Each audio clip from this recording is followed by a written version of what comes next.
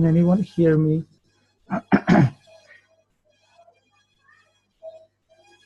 Yes, Prabhu. All right. Yes. Is it clear or is it like yesterday? Clear here, Prabhu. I don't know. I don't know what to say. It's just the same connection like yesterday. Okay.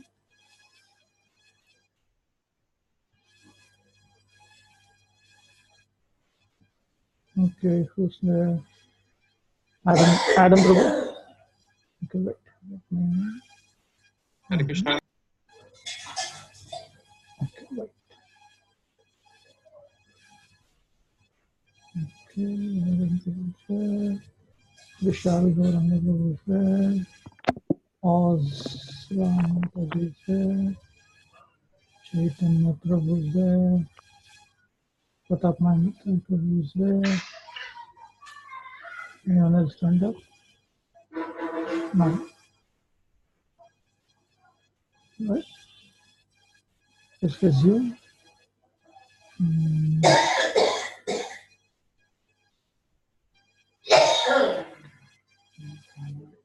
Yes.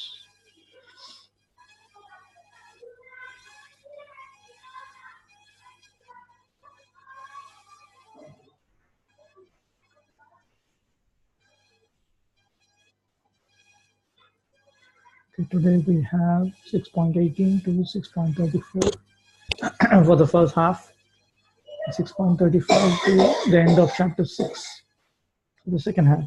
Okay, 6.18. Let's move on.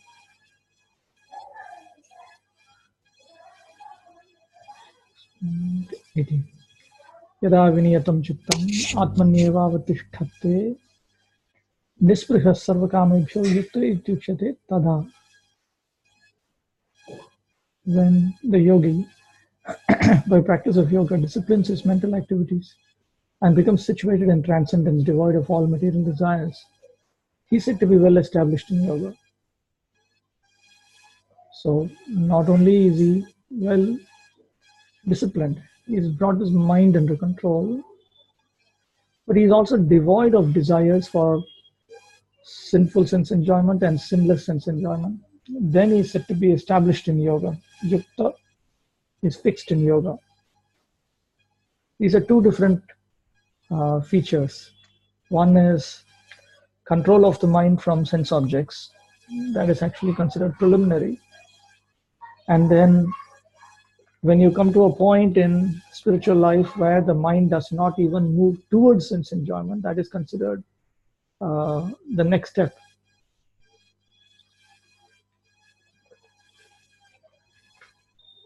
And this applies for bhakti yogis also. The activities of the yogi are distinguished from those of an ordinary person by his characteristic cessation from all kinds of material desires of which sex is the chief. A perfect yogi is so well disciplined in the activities of the mind that he can no longer be disturbed by any kind of material desire. So this person is a perfect yogi, meaning that he is spotlessly absorbed in the practice of Ashtanga Yoga in Krishna consciousness. This perfectional stage can automatically be attained by persons in Krishna consciousness, meaning by persons who are engaged in Bhakti Yoga and Krishna consciousness, as stated in the Srimad Bhagavatam. These are the same set of verses about Ambarish Maharaj that shows that he absorbed his entire mind and senses in the service of the Supreme Personality of Godhead. King Ambarish first of all engaged his mind on the lotus feet of Lord Krishna. Then one after another he engaged his words in describing the transcendental qualities of the Lord, his hands in mopping the temple of the Lord, his ears in hearing of the activities of the Lord, his eyes in seeing the transcendental forms of the Lord, his body in touching the bodies of the devotees, his sense of smell in smelling the scents of the lotus flowers offered to the Lord, his tongue in tasting the tulasi leaf offered at the lotus feet of the Lord, his legs in going to places of pilgrimage and the temple of the Lord, his head in offering obeisances unto the Lord, and his desires in executing the mission of the Lord. all these transcendental activities are quite befitting a pure devotee. Even in Bhagavad-gita, Lord Krishna will later on say, Manmana bhava madbhakta. First of all, fix your mind on me and then become my devotee. Become my devotee implies that you utilizing all of the knowledge acquiring senses and working senses in Krishna's service. But one should also apply one's mind in Krishna's service. So when we in Krishna consciousness, the basic principle is if we somehow or other please Lord Krishna and please those who are more advanced than us in Krishna consciousness, then it is easier to progress in Krishna consciousness. Otherwise, it's extremely difficult. Unless the mind is fixed on the lotus feet of the Lord by constant remembrance, such transcendental engagements are not practical. In the devotional service of the Lord, therefore, these prescribed activities are called archana, or engaging all the senses in the service of the Lord. There are actually two pathways within devotional service, Bhakti Yoga itself. One is called Bhagavad-gita. Wait, I got an idea. One is called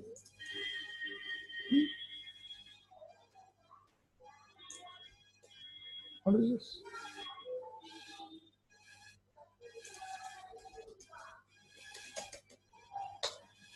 And the other is called Pancharatrika Vidhi. Now, Bhagavad-gita, the first one, includes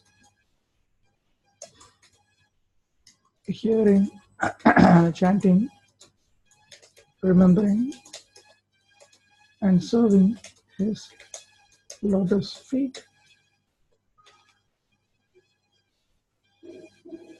And Pancharatrika Vidhi includes Archanam, deity worship.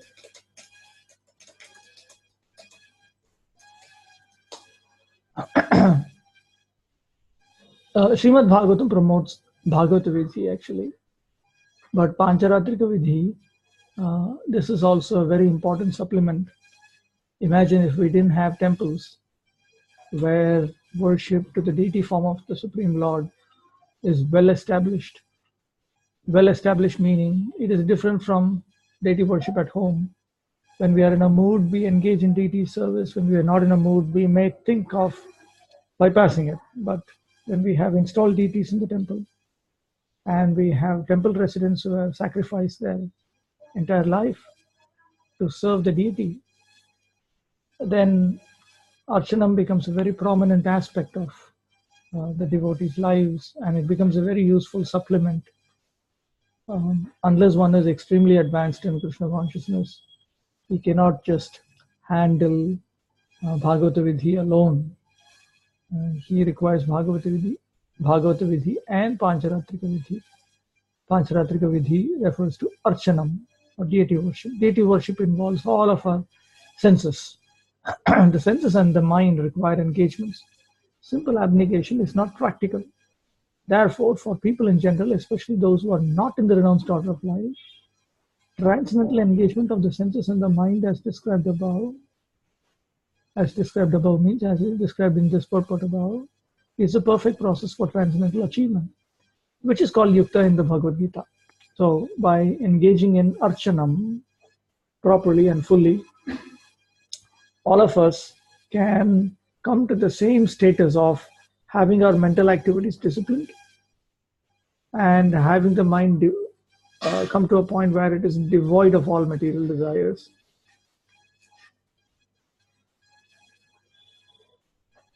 Yatha deepo nivatastho nengate sopama smrita yogino yatachittasya yunjato yogamatmanaha.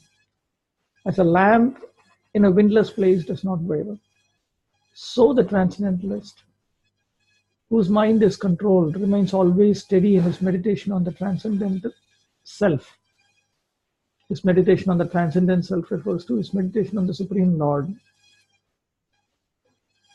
This can also be executed by a process superior to Ashtanga Yoga, Bhakti Yoga.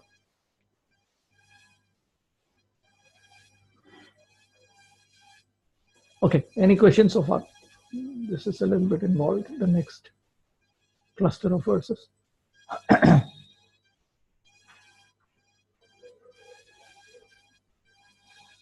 Yes.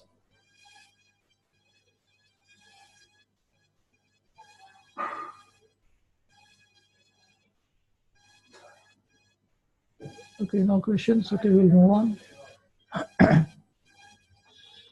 Yatro paramate chittam niruddham yoga sevaya yatra chaivatmanatmanam pashyannatmani tushyati sukham matyantikam yattad buddhigrahyam atindriyam veti yatra na chaivayam stitaschaltatvatah yam labdhva chaparam labham manyate nadhikam tata yasmin sthito na duhyena gunapi vichalyate tam vidya dukkha samyoga viyogam yoga sangitam. In the stage of perfection called trance or samadhi, one's mind is completely restrained from material mental activities by practice of yoga. This perfection is characterized by one's ability to see the self by the pure mind and to relish and rejoice in the self. In the joyous state, one is situated in boundless transcendental happiness, realized through transcendental senses. Established thus, one never departs from the truth. And upon gaining this, he thinks there is no greater gain. Being situated in such a position, one is never shaken, even in the midst of the greatest difficulty. This indeed is actual freedom from all miseries arising from material contact. So this is a description of samadhi, the highest state of Ashtanga Yoga. By practice of yoga, one becomes gradually detached from material concepts. One becomes gradually detached from various material conceptions, various ideas. All of us have various impressions from this lifetime experience and from previous lifetime experiences too. But when we engage in Karma Yoga and Krishna consciousness, Jnana Yoga and Krishna consciousness, Ashtanga Yoga and Krishna consciousness, or Bhakti Yoga and Krishna consciousness, we become detached from material concepts. The actual effect is happening due to Krishna consciousness itself. When we execute Bhakti Yoga in Krishna consciousness, that is actually pure Krishna consciousness. It's like taking a medicine without any base in the Ayurvedic system of medicine, the traditional Vedic system of medicine. Generally, a medicine is given along with a base that is palatable to the patient. For instance, one may be given some herbs made into a powder, and then they'll tell you to mix it with honey and take it, or they'll tell you to take it with milk or with warm water, with different bases like that. So you have a medicine and you have a base. The actual effect is due to the medicine, it's not due to the base. But because the medicine may be bitter, we may refuse to take the medicine. So therefore it is given along with the base.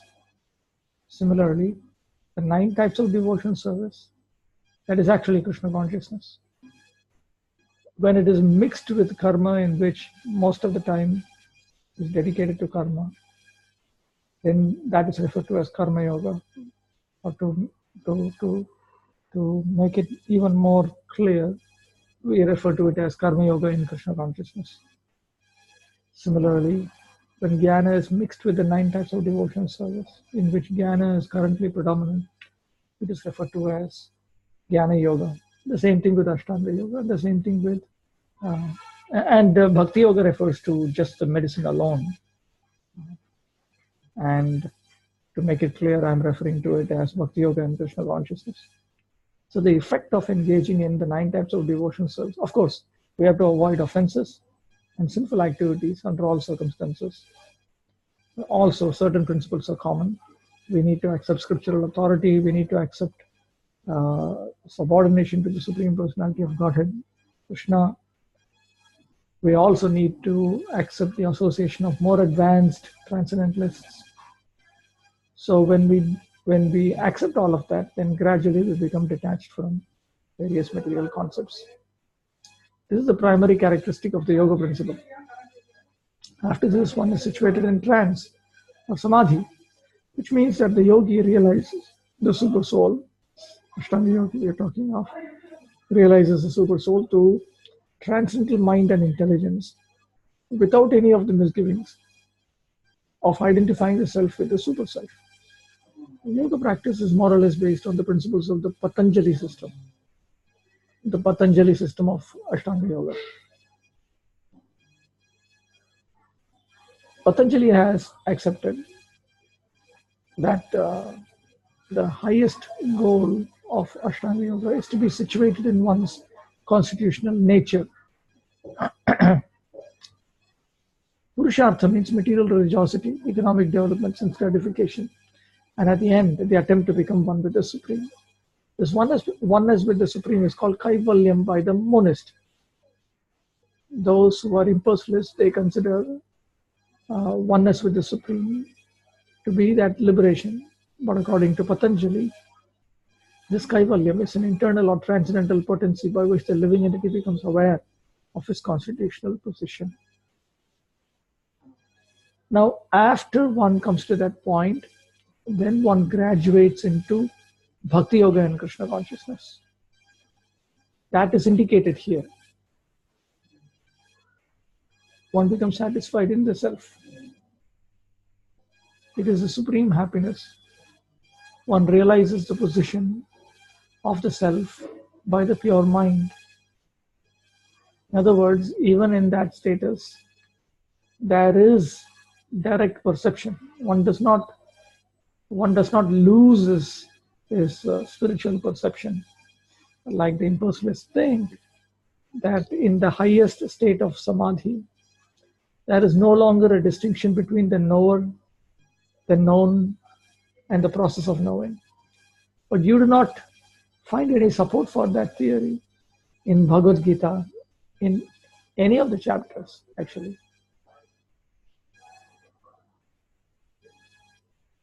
In the yoga system, as described in this chapter, there are two kinds of samadhi called sampragyata samadhi and asampragyata samadhi. When one becomes situated in the transcendental position by various philosophical researchers, he is said to have achieved sampragyata samadhi. And in the asampragyata samadhi, there is no longer any connection with mundane pleasure, for one is then transcendental to all sorts of happiness derived from the senses. When the yogi is once situated in that transcendental position, asampragyata samadhi, that is samadhi phase 2. There are two phases in samadhi, phase 1 and phase 2. This is phase 2. He is never shaken from it. Unless the yogi is able to reach this position, he is unsuccessful. Now, this of course has nothing to do with much of the consumeristic forms of yoga training that is being given. Apart from that, it is quite a difficult method if one is serious about attaining the highest perfection. There are many impediments, especially in this age of hypocrisy, to practicing Hatha Yoga, Dhyana Yoga, and Jnana Yoga. But there is no such problem in executing Karma Yoga or Bhakti Yoga. Now, how does one come to this? One comes to this by being steady. One has to practice this. One should practice not being disturbed. That is a very important feature of actually Karma Yoga and Krishna consciousness, Jnana Yoga and Krishna consciousness, Ashtanga Yoga and Krishna consciousness, and Bhakti Yoga and Krishna consciousness. As long as the material body exists, one has to meet the demands of the body, namely eating, sleeping, defending, and mating. But a person who is in pure Bhakti Yoga or in Krishna consciousness does not arouse the senses while meeting the demands of the body. Rather, he accepts the bare necessities of life, making the best use of a bad bargain, and enjoys transcendental happiness in Krishna consciousness. He is careless toward incidental occurrences such as accidents, disease, scarcity, and even the death of a most dear relative. But he's always alert to execute his duties in Krishna consciousness or Bhakti Yoga. This is a general principle that should be applied in Ashtanga Yoga too. But for those who have skipped Jnana Yoga and Ashtanga Yoga and directly come to Bhakti Yoga from Karma Yoga, it is all the more relevant. Accidents never deviate him from his duty, as stated in Bhagavad-gita. Agama payino nitya stamstitikshasva bharata. He endures all such incidental occurrences because he knows that they come and go and do not affect his duties. In this way, he achieves the highest perfection in yoga practice. So one has to be sufficiently determined. If we are weak in our determination, then our spiritual progress is slow. This is applicable for all forms of yoga: Karma Yoga, Jnana Yoga, Ashtanga Yoga, and Bhakti Yoga in Krishna consciousness. One has to be sufficiently determined, and one has to sufficiently and persistently get back to the spiritual status, even if he keeps slipping away. Okay, any questions?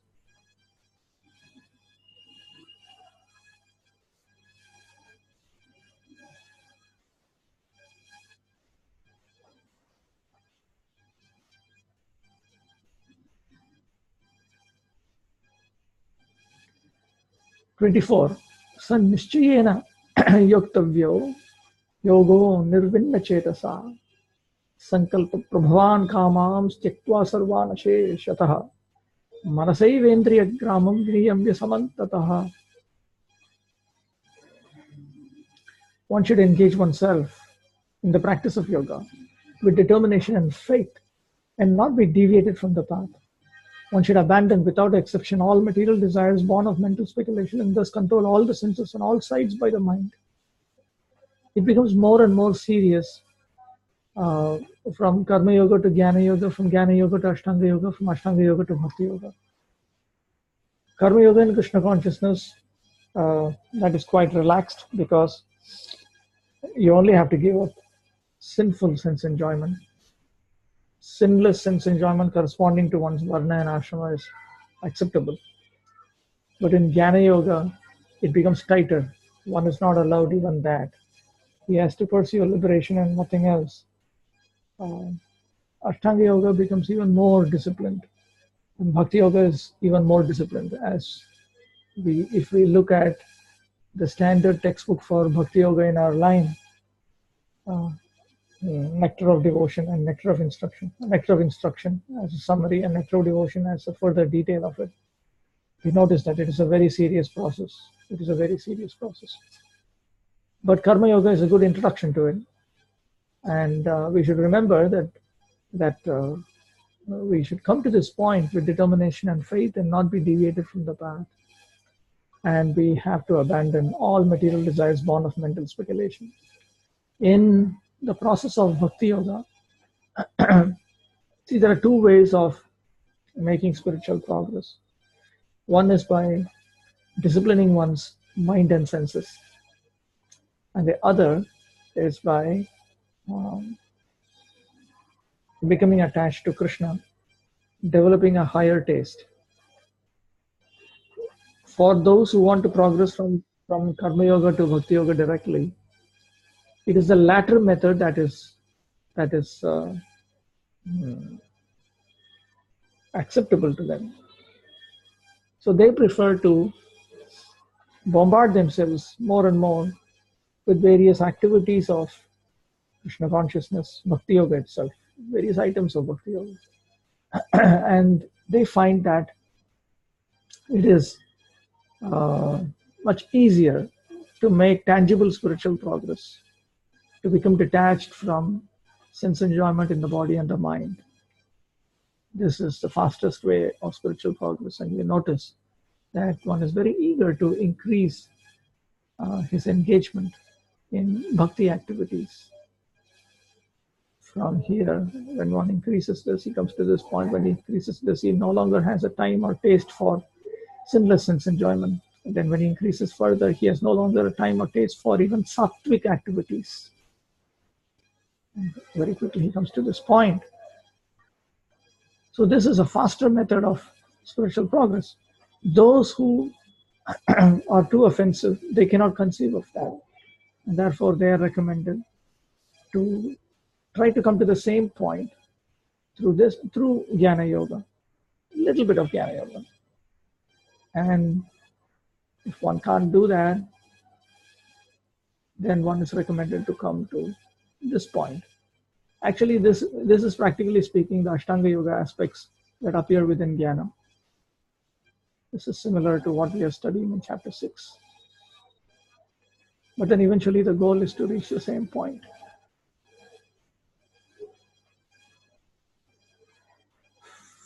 The yoga practitioner should be determined and should patiently prosecute the practice without deviation. One should be sure of success at the end and pursue this course with great perseverance, not becoming discouraged if there is any delay in the attainment of success. Success is sure for the rigid practitioner. This is a general principle that applies for genuine Ashtanga yogis in Krishna consciousness. They should be very patient. Srila Vishwanath Chakravarti Thakur has remarked in this regard that the Ashtanga yogi should remember that the Supreme Personality of Godhead will certainly bless one who is desirous of making progress in Ashtanga Yoga. If he is engaged in the activities of Ashtanga Yoga properly, in Krishna consciousness, with the goal of attaining Bhakti Yoga in Krishna consciousness, then certainly Bhagavan, the Supreme Personality of Godhead, will help. In Bhakti Yoga, we have these principles. Actually, these 6 principles that appear in the Nectar of Instruction Text 3, they also apply to Ashtanga Yoga. One can execute the process of Bhakti Yoga successfully with full-hearted enthusiasm, perseverance, and determination by following the prescribed duties in the association of devotees and by engaging completely in activities of goodness. Now, what is the meaning of this determination? The meaning of this determination is demonstrated from the history of a sparrow who lost her eggs in the waves of the ocean. This is mentioned in the Puranas, and Srila Vishwanath Chakravarti brings up this incident. A sparrow laid her eggs on the shore of the ocean, but the big ocean carried away the eggs on its waves. The sparrow became very upset and asked the ocean to return her eggs. The ocean did not even consider her appeal. So the sparrow decided to dry up the ocean. She began to pick out the water in her small beak, and everyone laughed at her for her impossible determination. The news of her activity spread through Narada Muni, actually. And at last, Garuda, the gigantic bird carrier of Lord Vishnu, heard it. He became compassionate toward his small sister bird, and so he came to see the sparrow. Garuda was very pleased by the determination of the small sparrow, and he promised to help. Thus Garuda at once asked the ocean to return her eggs, lest he himself take up the work of the sparrow. The ocean was frightened at this and returned the eggs. Thus the sparrow became happy by the grace of Garuda. Similarly, so the example that the lesson that we can learn from this is that if we are sufficiently serious, then Lord Krishna will make it easy. He will send his representative. He will himself come. He will make it easy. Similarly, the practice of yoga, especially Bhakti Yoga and Krishna consciousness, may appear to be a very difficult job. But if anyone follows the principles with great determination, the Lord will surely help, for God helps those who help themselves. Any questions?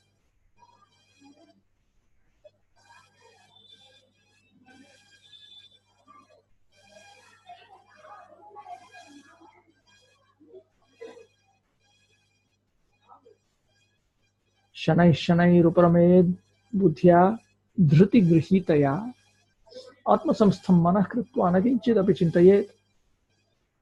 Gradually, step by step, one should become situated in trance by means of intelligence sustained by full conviction. And thus the mind should be fixed on the self alone. The self here refers to the Supreme Lord. Sometimes the Supreme Lord is referred to as Atma, Paramatma, Vibhu. There are various labels for the Supreme Lord.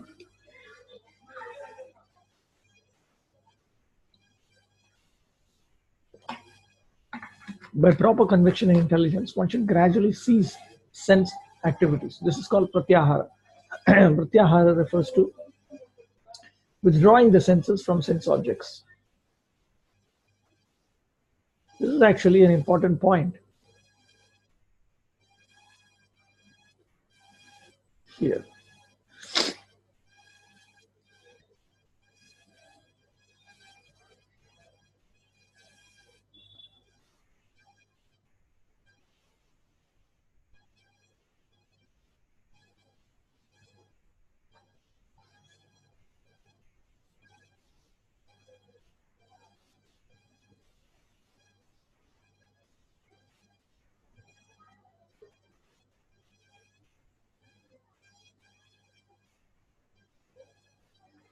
Okay.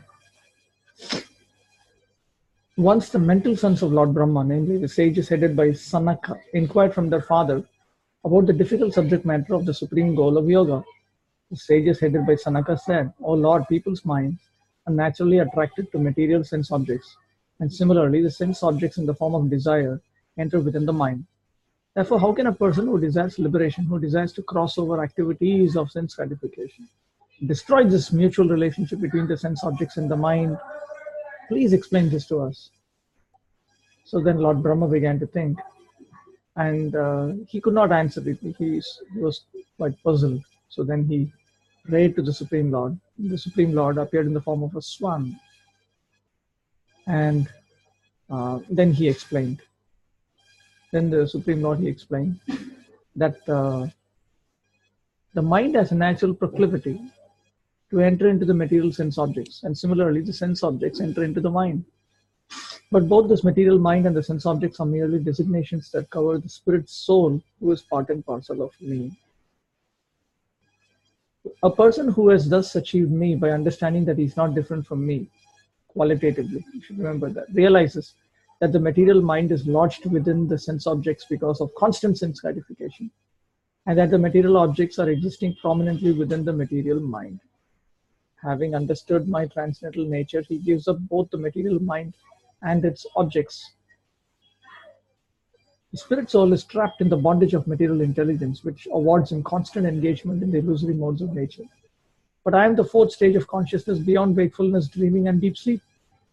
Becoming situated in me, the soul should give up the bondage of material consciousness. At that time, the living entity will automatically renounce the material sense objects and the material mind. According to my instructions, one should fix the mind on me alone.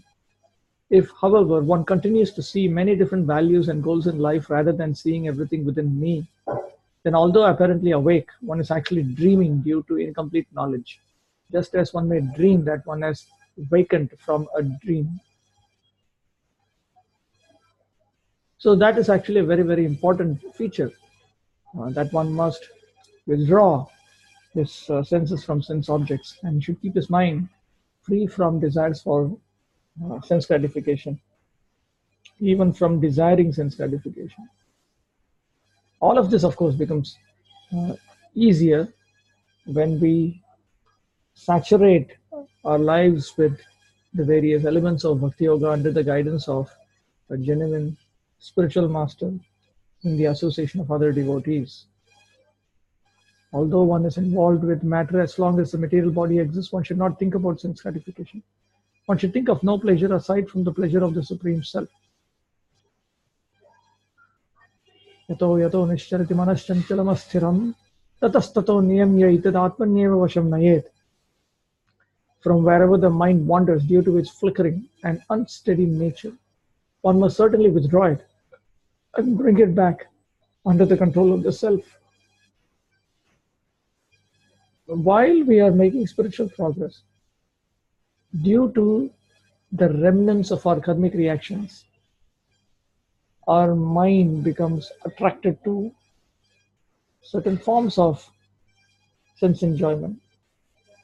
But every time that happens, we should withdraw the mind back to our spiritual practice. The nature of the mind is flickering and unsteady. But a self-realized yogi has to control the mind should not control it. Serving Krishna with purified senses is called Krishna consciousness. That is a way of bringing the senses under full control.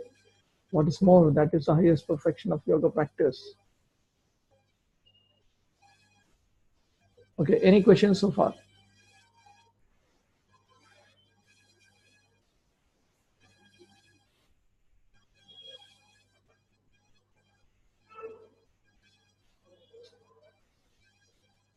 Prashantamanasam hyenam yoginam sukhamuttamam upaiti shantarajasam brahmabhutama kalmasham. The yogi who is fixed on me verily attains the highest perfection of transcendental happiness. He is beyond the mode of passion. He realizes his qualitative identity with the Supreme, and thus he is freed from all reactions to past deeds. Notice this expression. His passion pacified, he attains liberation by identification with the Absolute. Notice this expression, Brahmabhutam. This Brahmabhutam is the status of liberation just prior to entering into transcendental devotion service to the Supreme Lord. That becomes clear from what happened. This one collapsed. Okay, wait.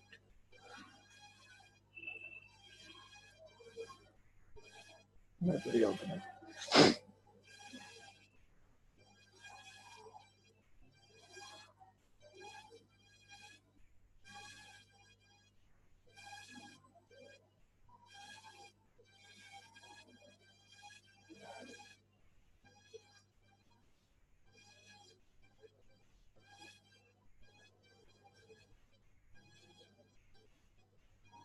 I'll show it from here.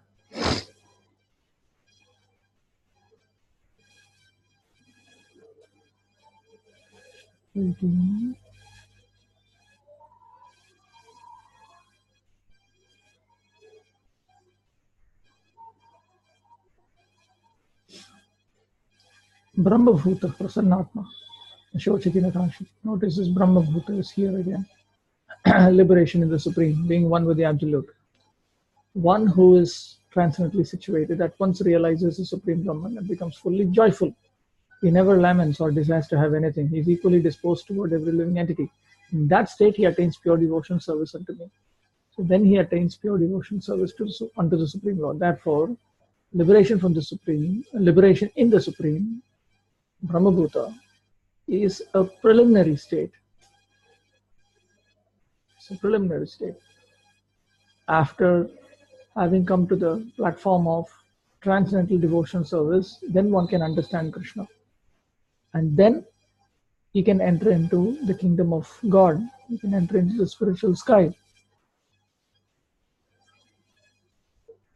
Okay, let me get back. Where was that?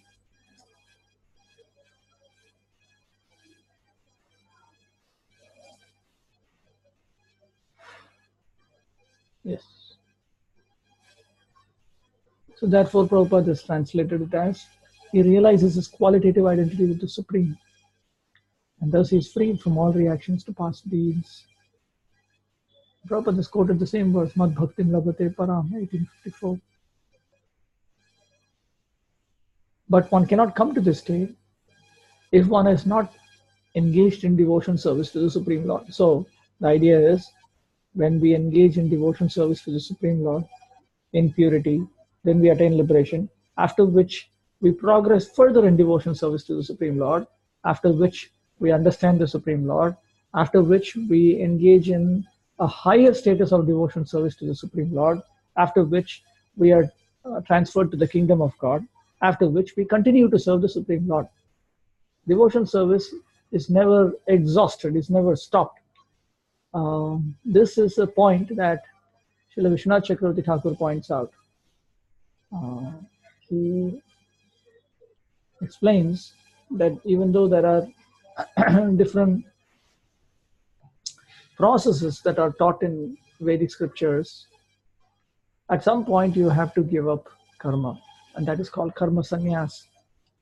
At some point, one has to give up jnana also, which includes Ashtanga Yoga. So there is something called jnana sannyas or yoga sannyas. But you'll never find any authoritative scriptural injunction which says one should give up devotion service to Krishna. There's nothing called bhakti sannyas. But everything else is supposed to be given up. Why is karma there? Karma is there in order to help us get rid of sinful activities and desires for sinful activities. Externally, I may give up sinful activities, but internally, I may have the seed for sinful activities in the form of desires for sinful activities. In order to remove those desires, karma is provided. And when we engage in karma with the right combination and with the right understanding and the right attitude, then the Supreme Lord from within removes the desires for sinful activities also.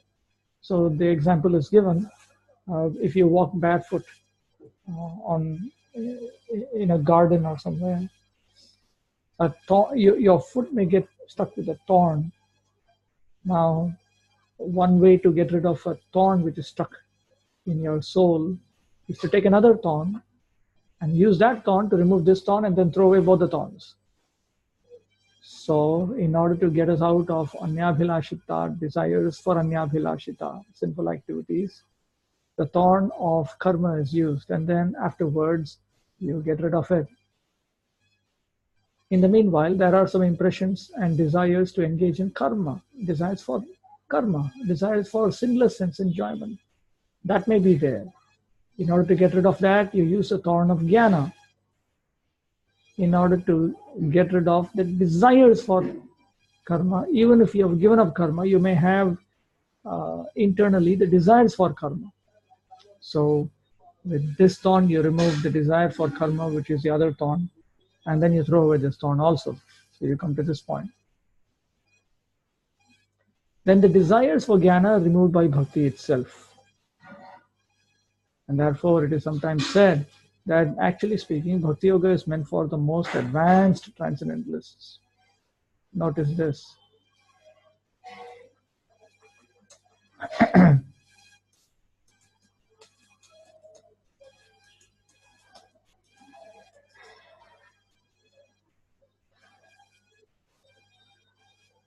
This is Kunti Devi talking to Lord Krishna. She gives various reasons. She presents various reasons about why Lord Krishna descends. And she concludes with this. You yourself descend to propagate the transcendental science of devotion service unto the hearts of the advanced transcendentalists and mental speculators who are purified by being able to discriminate between matter and spirit. Now this refers to those who have achieved the position of jnana. With their intelligence, they are trying to probe into the purport of the higher Vedic scriptures. They've already come to the mode of goodness. They've given up sinful activities and desires for sinful activities. They've given up sinless activities, material activities, and they've also given up the desire for sinless material activities. But now, this sattvic contamination, that needs to be removed. And that requires the transcendental science of devotional service. And the Supreme Lord himself comes to propagate that. When he appears in his original form as Lord Krishna, the Supreme Personality of Godhead, he speaks about it.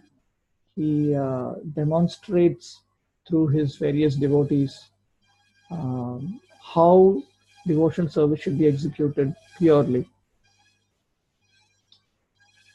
So that was to give you an idea about how one achieves the highest status of pure Krishna consciousness. Yunjannevam sadatmanam yogi vigata kalmasha sukhena brahma samsparsham atyantam sukhmashmate. Thus, the self-control yogi, constantly engaged in yoga practice, becomes free from all material contamination and achieves the highest stage of perfect happiness in transcendental loving service to the Lord. So this points out that he has graduated from Ashtanga Yoga and Krishna consciousness to Bhakti Yoga and Krishna consciousness. Sarvabhutasthamatmanam sarvabhutani chatmani ikshate yoga yuktatma sarvatra samadarshana. A true yogi observes me in all beings and also sees every being in me.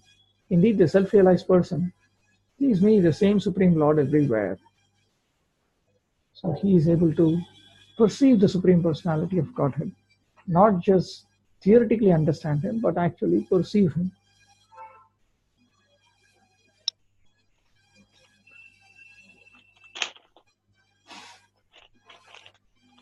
Okay. A Krishna conscious yogi is a perfect seer because he sees Krishna. What is this? Oh, please don't put on the video. That's going to disturb.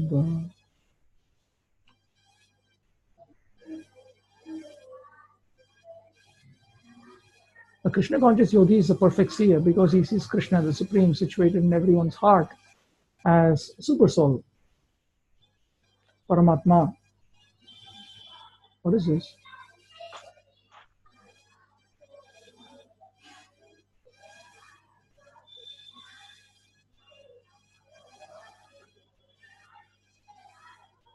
The Lord in his Paramatma feature is situated within both the heart of the devotee and that of a Brahmana.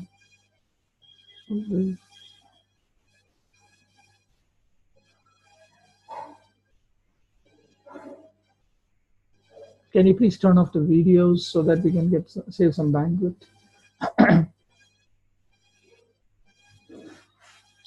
He's not materially affected by his presence in either a dog or a Brahmana. That is the supreme neutrality of the Lord. The individual soul is also situated in the individual heart, but he's not present in all hearts. That is the distinction between the individual soul and the super soul. From the Srimad Bhagavatam, we learned that there are different grades of transcendentalist devotees. The lowest devotee, the Kanishta devotee, he considers that Krishna is only present, Krishna is only worshipable in his deity form. He is not worshipable as the Lord of his devotees or as the controller of other living beings. But when one progresses further, then he realizes that Krishna is worshipable in his deity form, of course, not just deity form, in the form of the holy name, in the form of the deity, in various forms. But apart from that, he is also worshipable as the Lord of the devotees. Then when he makes further progress, he understands that Krishna is worshipable as Krishna, as the Lord of his devotees, and also as the caretaker of the innocent non-devotees, the demoniac non-devotees also. So when one progresses further and further, then he realizes that the scope of Krishna consciousness is everywhere.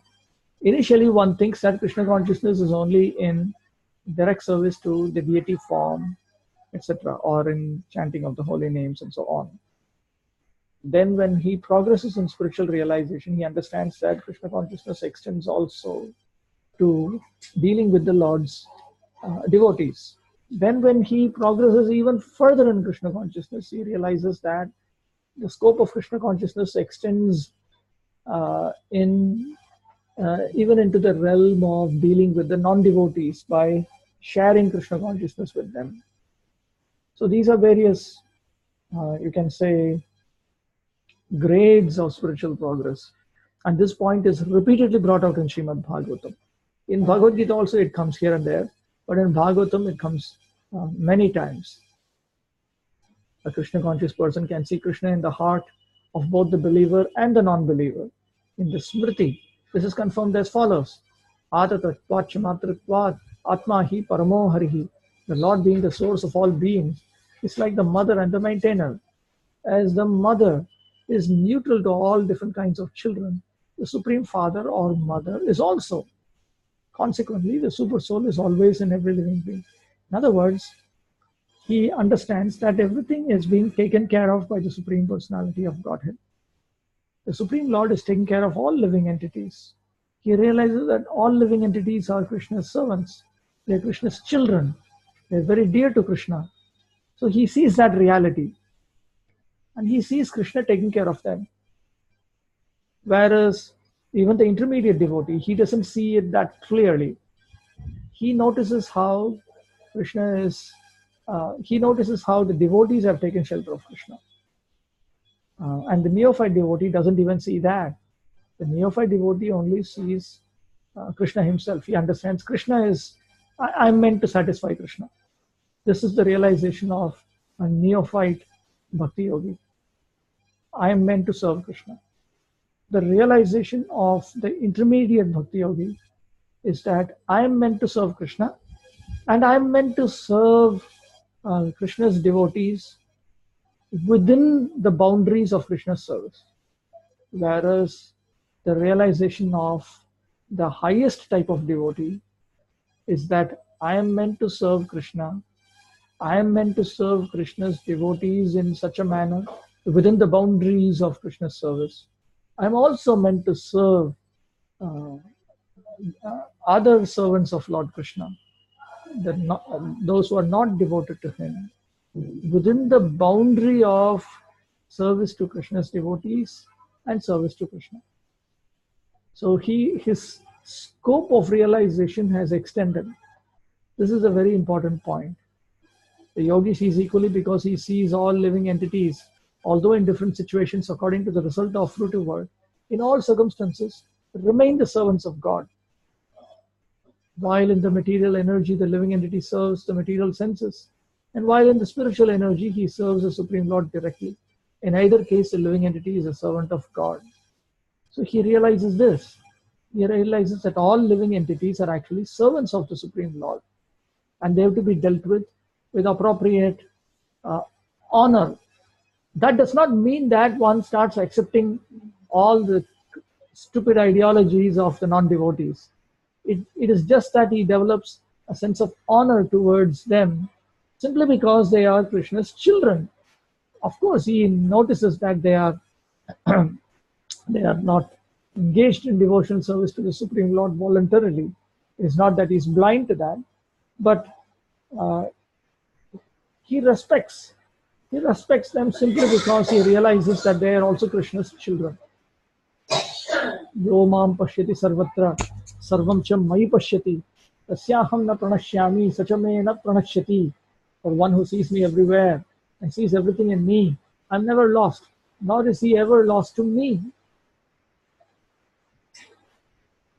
He notices this. Nothing can exist without Krishna. And Krishna is the Lord of everything. This is the basic principle of Krishna consciousness. Krishna consciousness is the development of love of Krishna, a position transcendental even to material liberation. At this stage of Krishna consciousness, beyond self-realization, the devotee becomes one with Krishna in the sense that Krishna becomes everything for the devotee, and the devotee becomes full in loving Krishna. An intimate relationship between the Lord and the devotee then exists. So in that stage, the living entity can never be annihilated, nor is he ever lost to me, nor is the personality of Godhead ever out of the sight of the devotee. I am never lost. In other words, I'm never lost means I don't merge into him or he doesn't merge into me. Both of us exist. To merge in Krishna is spiritual annihilation. A devotee takes no such risk. So the idea is he finally gets to uninterruptedly experience the Supreme Lord constantly. Constantly he begins to experience the Supreme Personality of Godhead. And we will find direct evidence in the Brahma Samhita for that. I worship the primeval Lord Govinda, who is always seen by the devotee, whose eyes are anointed with the pulp of love. He is seen in his eternal form of Shyamasundara, situated within the heart of the devotee. Notice this. He is seen in his eternal form of Shyamasundara. Literally, the verse says that the saints constantly perceive him within their hearts. Let me open it up. It's a good verse to look into.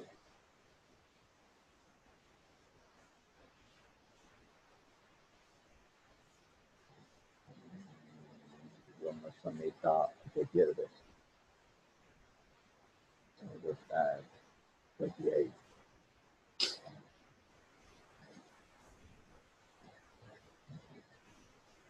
This is about the Siddhanta Sarvada's translation. Same verse. I worship Govinda, the primeval Lord, who is Shamasundara, Krishna himself with inconceivable, innumerable attributes, whom the pure devotees see in their heart of hearts, with the eye of devotion, tinged with the salve of love. They always see him in their hearts, always. At this stage, Lord Krishna never disappears from the sight of the devotee, nor does the devotee ever lose sight of the Lord. In the case of a yogi who sees the Lord as Paramatma within the heart, the same applies. Such a yogi turns into a pure devotee and cannot bear to live for a moment without seeing the Lord within himself. So now the Ashtanga yogi has entered into the phase of pure Bhakti Yoga and Krishna consciousness. Now, and he has, in fact, he has attained the perfection of Krishna consciousness. But there is one stage superior to that, which is he engages in the compassionate activity of sharing his realization with others. Krishna will come to that point now within a couple of verses. Sarvabhutasthitham yo mam bhajati ekatvam sarvatha vartamanopi sayogi mai vartate. Such a yogi who engages in the worshipful service of the Super Soul, knowing that I and the Super Soul within all creatures are one, remains always in me in all circumstances. He knows that there is oneness in Krishna.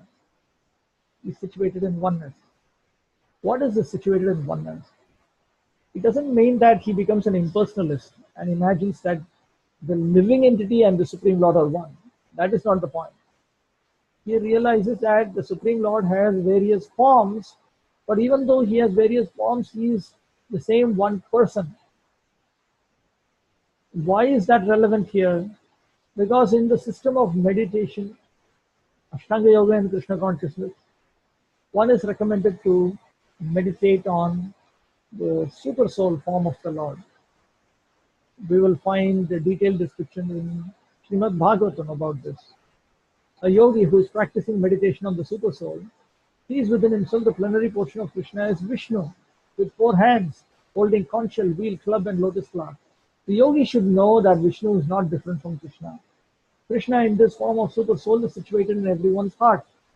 Furthermore, there is no difference between the innumerable Super Souls present in the innumerable hearts of living entities. So the idea is that first he realizes that the Supreme Personality of Godhead exists in his own heart as a Super Soul. Then he realizes that the Super Soul exists in the hearts of other living entities too.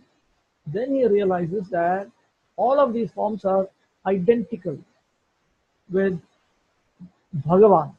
Paramatma is identical with Bhagavan. Even though Paramatma realization is incomplete realization of Bhagavan, he realizes that Paramatma is by himself non-different from Bhagavan. Krishna consciousness is the highest stage of trance in yoga practice. This very understanding that Krishna is present as Paramatma in everyone's heart makes the yogi faultless. So this actually purifies him. It purifies him. And of course, we find scriptural evidences to that effect. Ekopi san bahudha yoga bhati. Although the Lord is one, he is present in innumerable hearts of many. Similarly, in the Smriti, Vishnu is one, and yet he is certainly all-pervading. By his inconceivable potency, in spite of his one form, he is present everywhere, as the sun appears in many places at once. So this is what he realizes. Atma upamyena sarvatra samam pashyati yorjana sukham va yadiva dukkham sayogi paramo mataha. He is the perfect yogi, who by comparison to his own self sees the true equality of all beings in both their happiness and their distress, O Arjuna. So having realized himself the nature of the Supreme Personality of Godhead through the process of Ashtanga Yoga, which has now matured into Bhakti Yoga and Krishna consciousness. He knows that the living being is conditioned by the modes of material nature, is subjected to the threefold material miseries due to forgetfulness of his relationship with Krishna. And because one in Krishna consciousness is happy, he tries to distribute the knowledge of Krishna everywhere. Since the perfect yogi tries to broadcast the importance of becoming Krishna conscious, he is the best philanthropist in the world. So he understands, just as I have reached this stage of blissful spiritual realization, other living entities can also come to this point. And when I'm without this bliss of spiritual realization, I am in distress. Similarly, these living entities, they are in distress because they are without the spiritual realization. And just as I am happy because I am in this spiritual realization of personalistic Krishna consciousness, these people can also become happy. So he understands this truth, and therefore he tries to broadcast uh, his method of coming to this point of mature spiritual realization. He is the best yogi because he does not desire perfection in yoga for his personal benefit, but tries for others also. He does not envy his fellow living entities. Here is a contrast between a pure devotee of the Lord and a yogi interested only in his personal elevation. The yogi was withdrawn to a secluded place in order to meditate perfectly. May not be as perfect as a devotee who is trying his best to turn every man toward Krishna consciousness. Okay. Any questions so far? That was one section. Now we are moving on to the second section within this chapter.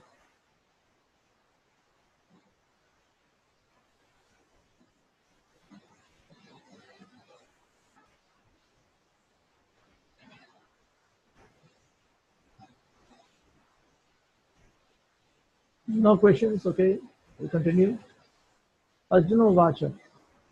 Yoyam yogastvaya prokta samyena madhusudana etasyaham na pashyami chanchalatvastitim stram. Arjuna said, O Madhusudana, the system of yoga which you have summarized appears impractical and unendurable to me, for the mind is restless and unsteady.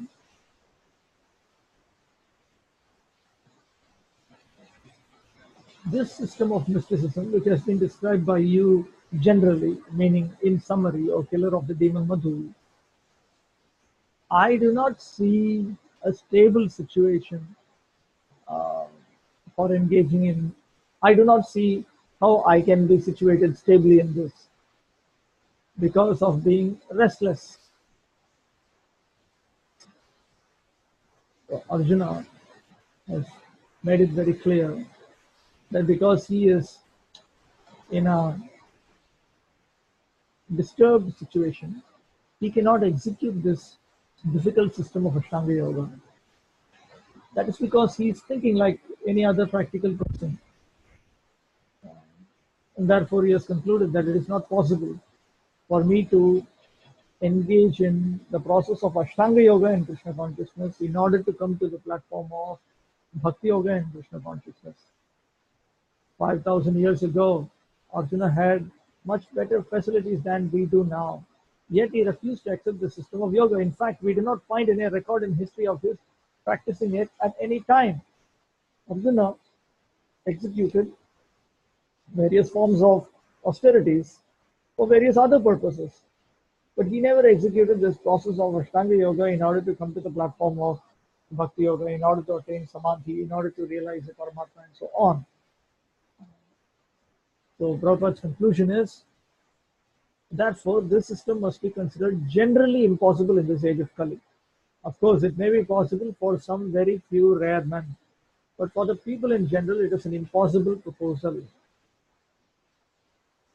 So the natural conclusion is, the modern yoga schools are not doing what they're meant to do. Chanchalam hi manah Krishna pramathi balavad dridham tasyaham nigraham manye vayoriv sudushkaram. The mind is restless, turbulent, obstinate, and very strong of Krishna.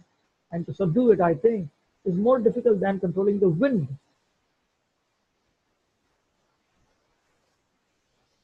It is more difficult to control the mind than to control the wind, because the mind is so subtle and so stubborn. The mind is so strong and obstinate that it sometimes overcomes the intelligence, although the mind is supposed to be subservient to the intelligence. For a man in the practical world who has to fight so many opposing elements, it is certainly very difficult to control the mind. Artificially, one may establish a mental equilibrium toward both friend and enemy, but ultimately no worldly man can do so, for this is more difficult than controlling the raging wind. Notice that earlier on, Lord Krishna, when he taught the Bhagavad-gita, the system of Ashtanga Yoga, he had mentioned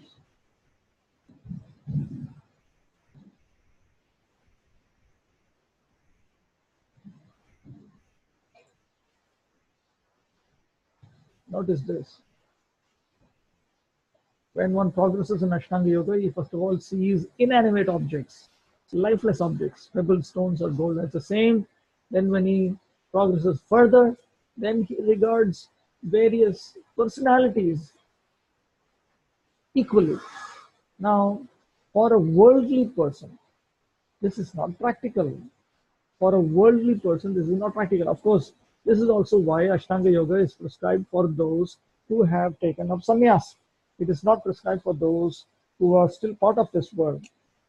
And even after one artificially takes up sannyas, his mind may still be absorbed in the external world.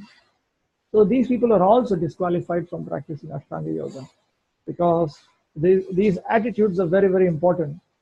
The practice of Karma Yoga in Krishna consciousness, or Jnana Yoga in Krishna consciousness, or Ashtanga Yoga in Krishna consciousness, or Bhakti Yoga in Krishna consciousness, require that we have certain attitudes and we engage in certain activities, that we give up certain attitudes, and that we give up certain activities. It is not just externally engaging in certain activities and giving up certain activities. It also includes accepting certain attitudes and rejecting certain attitudes. So if we are not able to maintain such a spirit of equality towards friends, enemies, and so on, then where is the question of progressing in Ashtanga Yoga in Krishna consciousness? Therefore, Arjuna has said that this process is more difficult than to control the wind. This is acknowledged in the Upanishads, where the mind is considered to be a driving instrument. The individual is the passenger in the car of the material body, a horse-driven car. And the intelligence is the driver. Mind is the driving instrument, and the senses are the horses. The self is thus the enjoyer or sufferer in the association of the mind and senses. So it is understood by great thinkers. So intelligence is supposed to control the mind. See, intelligence is the driver, and the mind is the driving instrument. But the mind is so strong and obstinate that sometimes the mind overcomes one's intelligence. Just as sometimes when we fall sick, we take to some medication on the advice of a competent doctor. But the disease overtakes the medicine, meaning the medicine does not have any effect on the disease. So therefore, Arjuna is comparing control of the mind to control of the wind. Just as you cannot control your wind with your fist, you can beat up a person if you are capable and tie him up onto a chair or something, but you cannot do that to the wind. So how much more difficult it is with the mind. Of course, in Bhakti Yoga, we have a way of doing it by taking shelter of the chanting and hearing of Hare Krishna, Krishna Krishna, Hare Hare, Hare Rama, Rama Rama, Hare Hare. We allow Krishna to control our mind. Okay, any questions so far? questions on Arjuna's questions.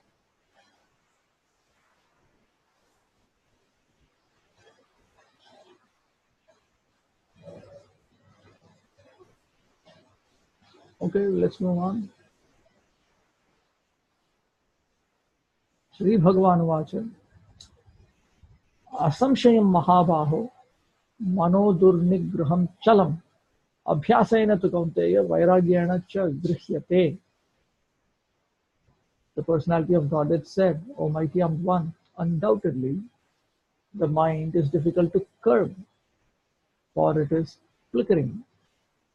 But by practice, O son of Kunti, and by detachment, it can be so controlled. Lord Shri Krishna said, O mighty arm, son of Kunti, it is undoubtedly very difficult to curb the restless mind. But it is possible by suitable practice and by detachment. Notice there are two. First of all, we notice that Lord Krishna accepts Arjuna's description of how difficult it is to control the mind. He accepts it. He says, yes, asamshayam, without any doubt. Undoubtedly, Arjuna is right in stating that control of the mind is more difficult than control of the wind. But then he does provide a solution. The solution has two parts. One is abhyasa, practice, and the other is vairagya, detachment. Practice refers to uh, certain scripturally prescribed activities which happens repeatedly. Abhyasa in Sanskrit also refers to repeatedly engaging in certain activities, repetition. So therefore, if you carefully examine, in karma, you'll find such repetition. One has daily duties, one has occasional duties, one has optional duties. Occasional duties means there are certain duties to be done every week, every fortnight, every month, every 6 months, every year, every few years, and so on. Similarly, in the Jnana system also you find daily duties, occasional duties, optional duties. In the Bhakti system also we have daily duties, occasional duties, optional duties. Therefore, uh, karma itself is a form of abhyasa, a repetitive discipline. Jnana is also a form of abhyasa, repetitive discipline. And bhakti here, of course, refers to Vaidhi sadhana bhakti, the initial stage of devotion service. That is also of the same nature. It is a form of a repetitive discipline. That is, it is a very important point to remember that if we want to control the mind, we have to accept such repetitive disciplines.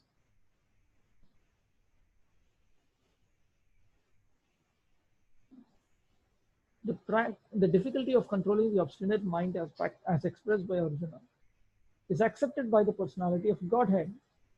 But at the same time, he suggests that by practice and detachment it is possible. So that practice refers to appropriate practice.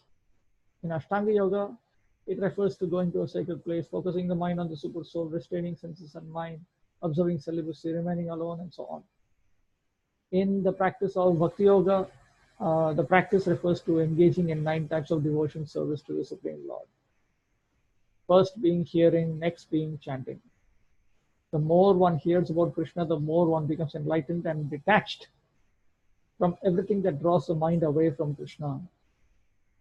Then there is the second feature of detachment. Detachment. Detachment means to take away the senses and the mind away from sense objects. It refers to internal detachment and external detachment. Vairagya means detachment from matter and engagement of the mind in spirit, meaning engagement of the mind in activities which produce spiritual realization. Impersonal spiritual detachment is more difficult than attaching the mind to the activities of Krishna. So when one engages in this form of practice, and detachment, one naturally arrives at Pareshanabhuti, spiritual realization with satisfaction. It is just like the feeling of satisfaction a hungry man has for every morsel of food he eats. The more one eats while hungry, the more one feels satisfaction and strength. This is a reference to a famous verse from the 11th canto Srimad Bhagavatam.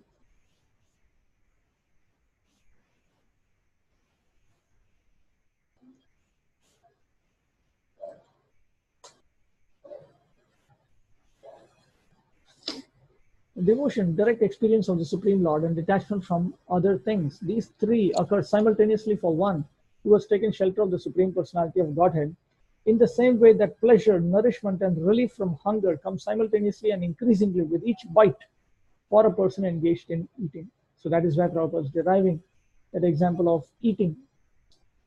When we progress in Krishna consciousness, our attraction to the Supreme Lord, our direct experience of the Supreme Lord, and our detachment from everything else. All these three come about simultaneously and increasingly. Just as while one is engaged in eating, with each bite, pleasure, nourishment, and relief from hunger come simultaneously and increasingly. So, therefore, what Lord Krishna is stating here is very much practical. It is something that we can ourselves examine. We can examine. Hearing of the transcendental activities of Lord Krishna is therefore expert treatment for the mad mind, and eating the foodstuff offered to Krishna is the appropriate diet for this suffering patient. This treatment is a process of Krishna consciousness. This is the process of Bhakti Yoga, but Bhakti Yoga has to be accepted, at least in small doses within other combinations. Okay, any questions so far?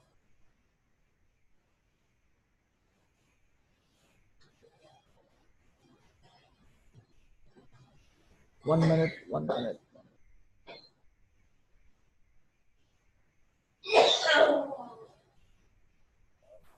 Vishal Prabhu. Hare Krishna, Prabhu. Hare Krishna. My question is related to one thing. Some of the verses in this particular chapter is also referring to the later chapters verses, something like Vidyavine Sampane, Brahmane Kaviniya. If you notice that, is it relevant for Krishna is reiterating that this is the method in which you need to proceed? Like for example, if you notice that the mind is always restless, Manmanama Bhakta, which comes in the 18th chapter. So that also is, then somewhere else it will say Yuktaivam. So why is it emphasized again and again in a different fashions? Why does Lord Krishna repeat certain key elements in his various teachings? Because these are common for different statuses of Krishna consciousness. First of all, we should understand that the entire Bhagavad-gita deals with Krishna consciousness alone. Of course, there are varieties of Krishna consciousness. Karma Yoga and Krishna consciousness. You see, there's a mixture of Bhakti. Karma Yoga and Krishna consciousness, or Jnana Yoga and Krishna consciousness, or Bhakti Yoga and Krishna consciousness at different levels. But in all statuses, certain basic accomplishments certain basic milestones have to be achieved, and certain problems have to be solved, and we have to ensure that these problems do not recur. Like for instance, the mind is restless. The mind has to be controlled. While one takes up this in the status of Karma Yoga and Krishna consciousness, and then when he progresses through Jnana Yoga and Krishna consciousness, he has to continue to deal with the mind, because the mind's the problem created by the restlessness of the mind has reduced by now, but it has not gone away.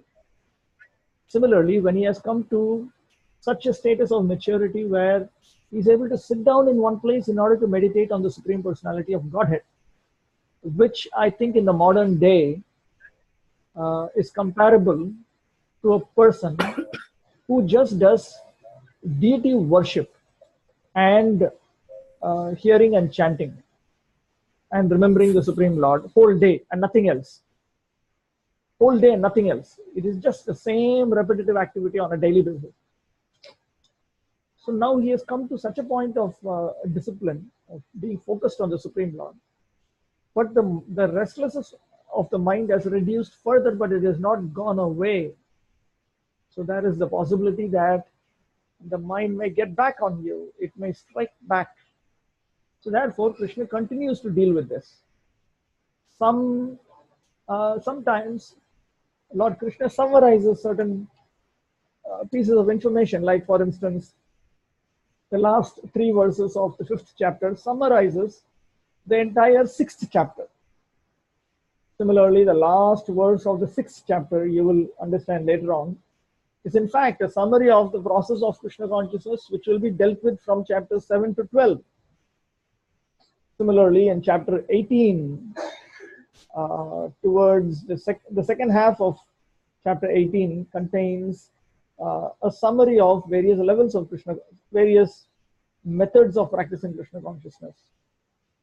So Krishna is approaching these same issues, sometimes elaborately and sometimes in summary. That is so that we can understand it clearly. This is repetition even within the Bhagavad-gita. What to speak of repetition within between Bhagavad-gita and Srimad Bhagavatam. One will certainly find many parallels. Many parallels. So it is done intentionally for the sake of emphasis and for the sake of clarity. That is why it comes.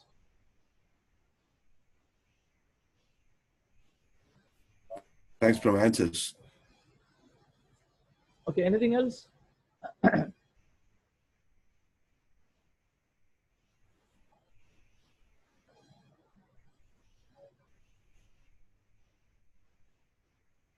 "36. Asamyatatmana yogo dushprapayati me matihi vashyatmana tu yatata shakyo vaptum upayataha." For one whose mind is unbridled, self-realization is difficult work, but he whose mind is controlled and who strives by appropriate means is assured of success. That is my opinion. One who does not accept the proper treatment to detach the mind from material engagement can hardly achieve success in self-realization. Trying to practice yoga while engaging the mind in material enjoyment is like trying to ignite a fire while pouring water on it. Yoga practice without mental control is a waste of time. And therefore, neophytes, we are recommended, in fact, as neophytes, that we keep away from a distracting environment.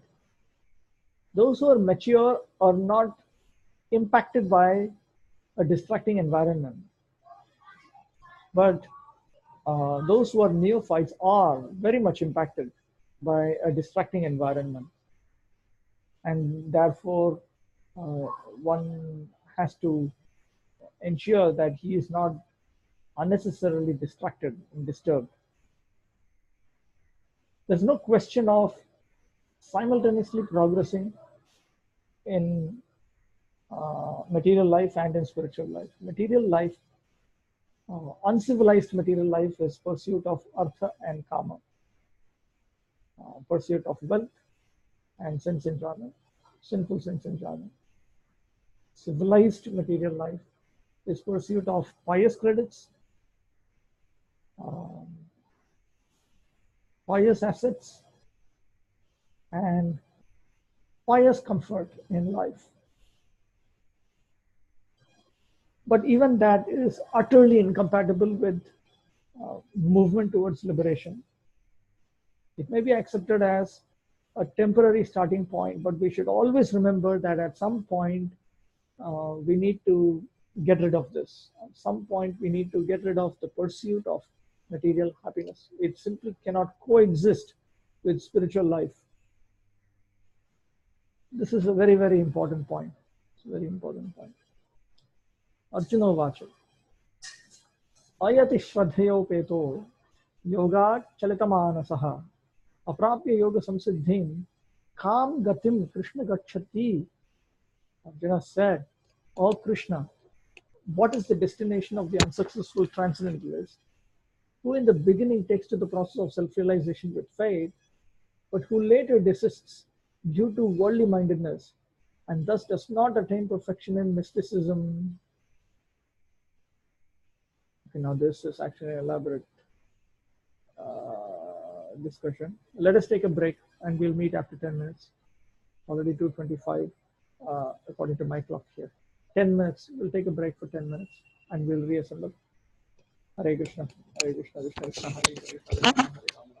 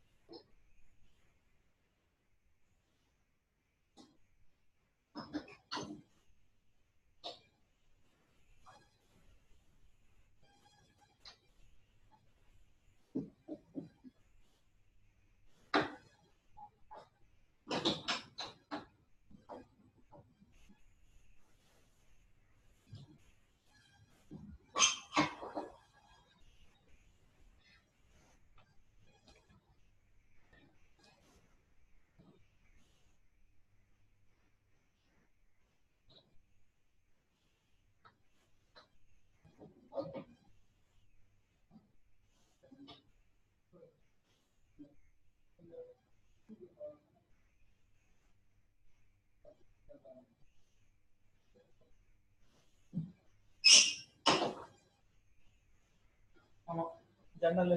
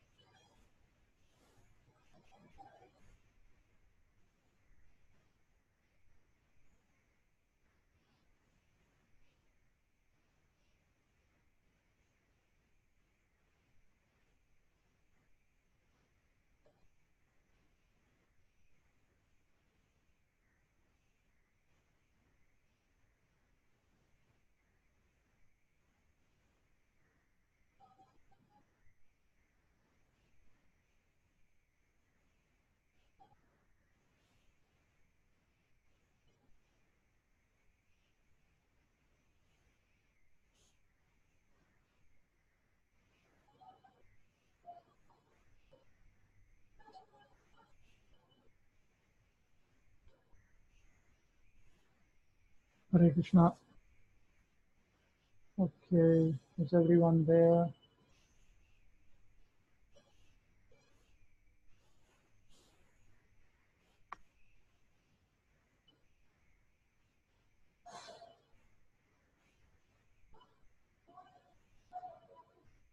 Hare Krishna, all right. Adam Prabhu is there. Pratap Mayamita Prabhu is there. Krishna. Is Osra Mataji Hare there? Krishna. Okay, Hare Krishna. okay. Mataji is there. Krishna Chaitanya Prabhu is there.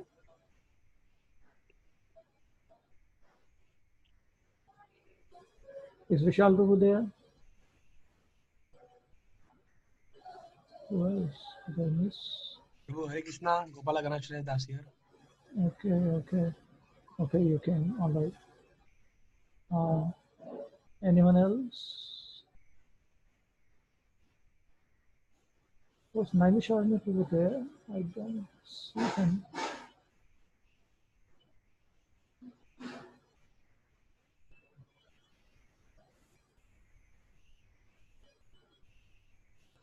Okay, let's resume.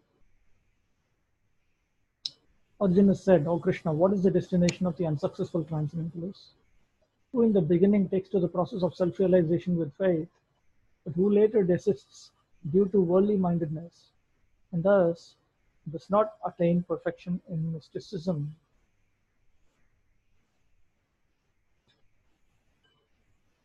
Does not attain the highest perfection of yoga. Now, Bhaktivinoda Thakur points out, actually the first few lines are based on Bhaktivinoda Thakur's explanation. One has to progress from Karma Yoga to Jnana Yoga to Bhakti Yoga. That is the general pathway as it has been spelled out in the first 6 chapters. It is this way. Now, this is a long way. It may take several lifetimes to come to the point of the highest perfection of Bhakti Yoga, depending on how slow one is to move forward. After all, it's one's individual choice in order to move forward, in order to progress without regress. That is an individual choice everyone has to make.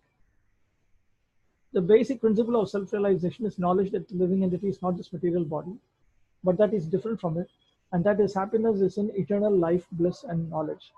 These are transcendental, beyond both body and mind.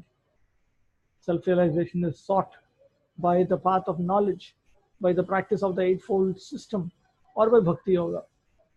Meaning, everybody has to come to this point, or one can go through Jnana and Yoga and Bhakti, or else one can skip Yoga and directly go from Jnana to Bhakti, or one can skip this and directly come to Bhakti. But Karma Yoga is essential until one has developed faith in, full-fledged faith in Bhakti Yoga. In each of these processes, one has to realize the constitutional position of the living entity, his relationship with God, and the activities whereby he can re-establish the lost link and achieve the highest perfectional stage of Krishna consciousness. And for a person who is endeavoring to come to the point of pure Bhakti Yoga, there is no loss or gain. There is no loss. There is only gain. There is no loss. Let us say a person takes up to the process of coming to pure Bhakti Yoga through this route. And let us say he has come to the second stage, Jnana Yoga version 1, level 1. Let me say phase 1. Put it like that. Phase 2.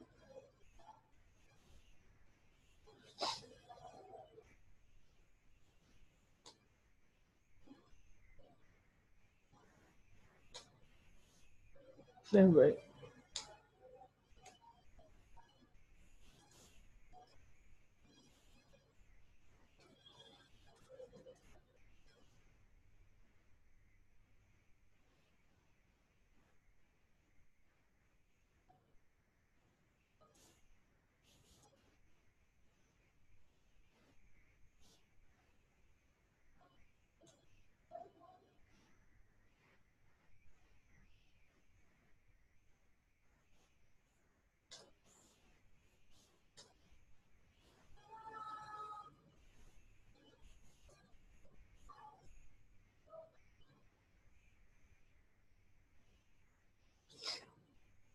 Just give me a minute.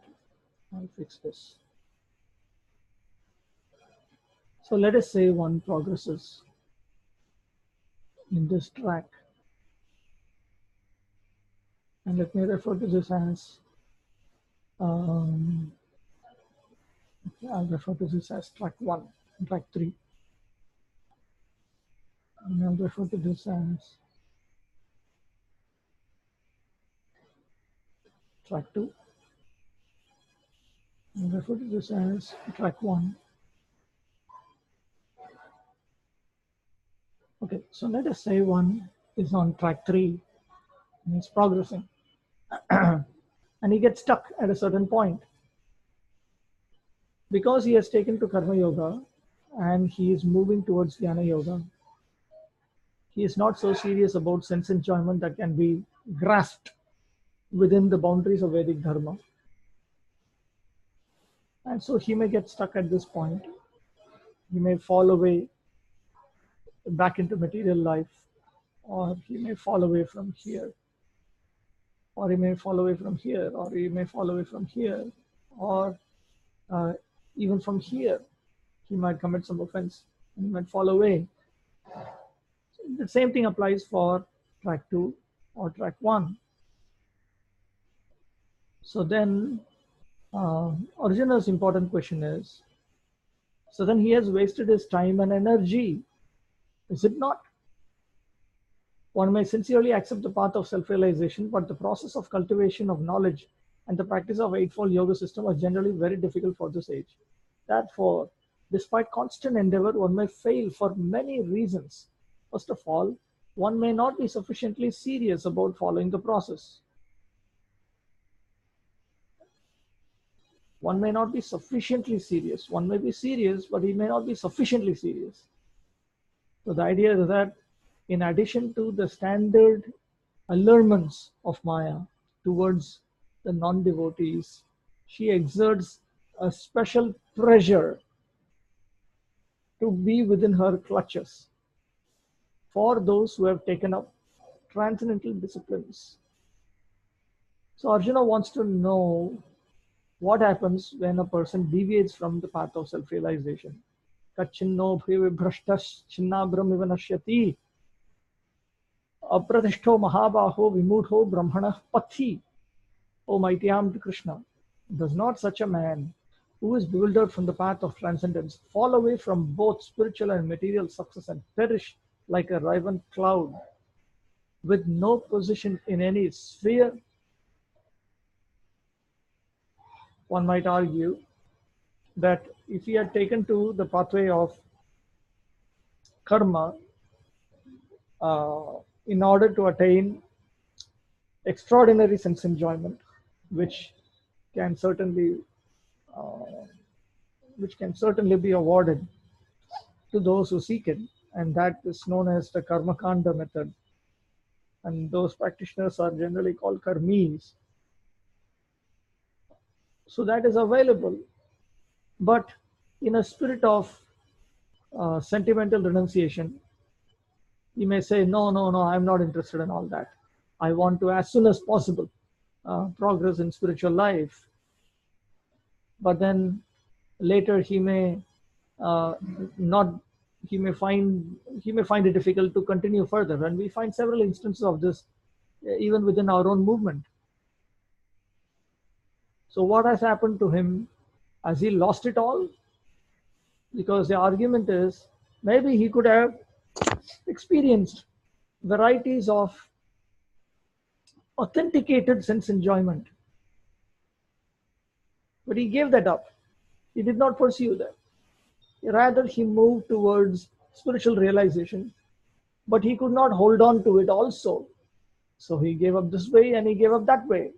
He has no position. He's like a raven cloud. A cloud in the sky sometimes deviates from a small cloud and joins a big one.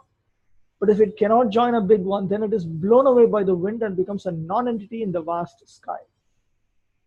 This is what Arjuna is thinking, that if a person takes to spiritual life, gives up material pursuits, and later on he regrets, he has not attained spiritual perfection, nor has he even attained whatever he might imagine to be material perfection.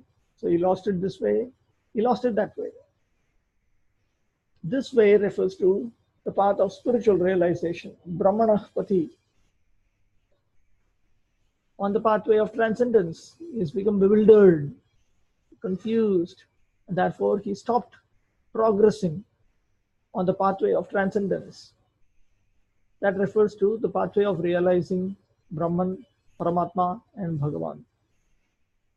If I want to go through Jnana Yoga and then Ashtanga Yoga and then Bhakti Yoga, what it means is I want Brahman realization first, and only after attaining that I will take up Ashtanga Yoga, and through Ashtanga Yoga I will attain Paramatma realization, and only after I attain Paramatma realization I'll take up Bhakti Yoga.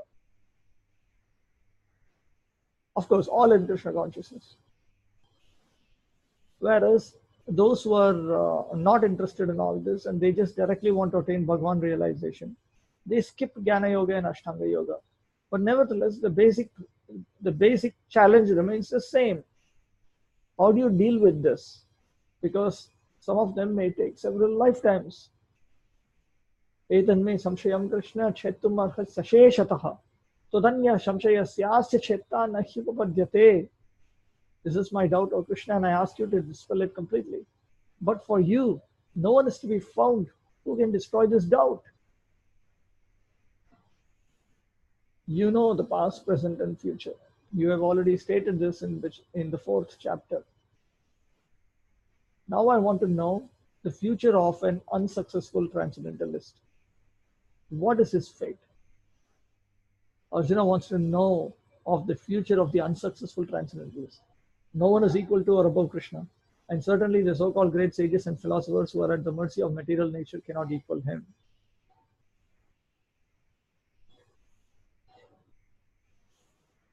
Okay, any questions so far?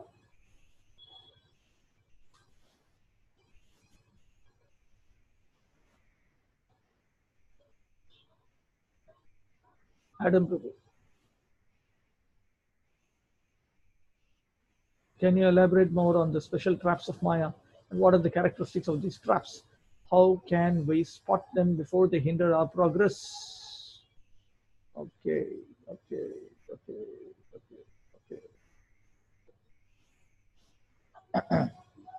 I will show you 2 places where this is discussed. First is Lord Chaitanya. Okay, why am I going here? Let me navigate from here.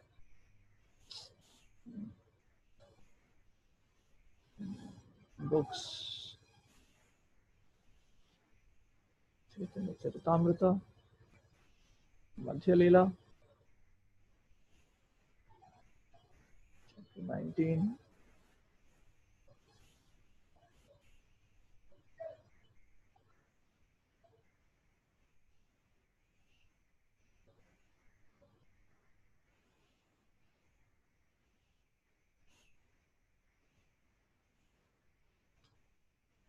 Okay, now Lord Chaitanya Mahaprabhu, he employs a metaphor to describe how one progresses in Krishna consciousness.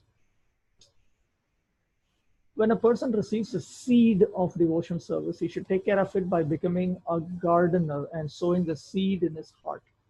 The seed is Shraddha, axiomatic faith in the scriptures, and in pure devotion service to Krishna as the conclusion of scriptures. That is the seed, and that has to be sown. That has to be watered, meaning that faith has to be now converted into direct experiential realization. That happens by the process of Shravana and Kirtana. If he waters the seed gradually by the process of Shravana and Kirtana, hearing and chanting, the seed will begin to sprout.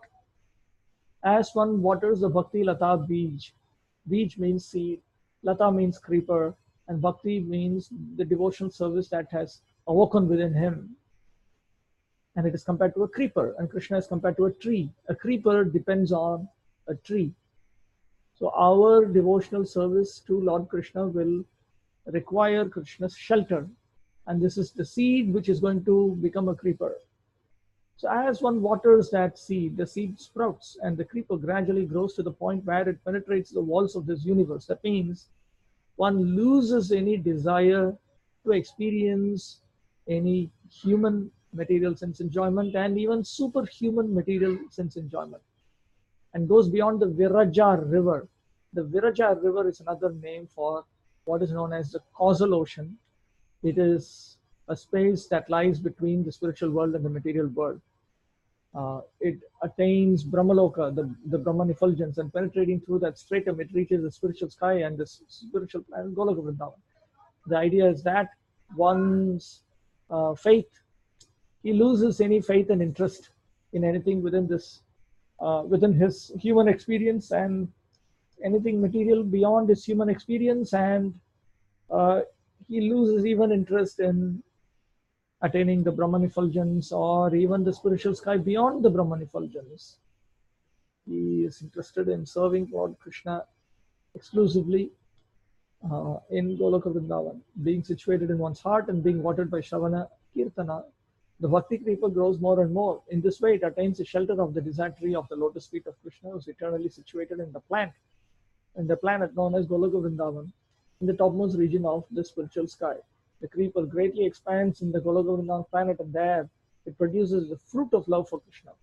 Although remaining in the material world, the gardener regularly sprinkles the creeper with the water of hearing and chanting. So even while through Samadhi he has attained the spiritual planet of Goloka Vrindavan, to our material eyes, such a person still exists in this world, and he continues to chant and hear. But there are certain dangers.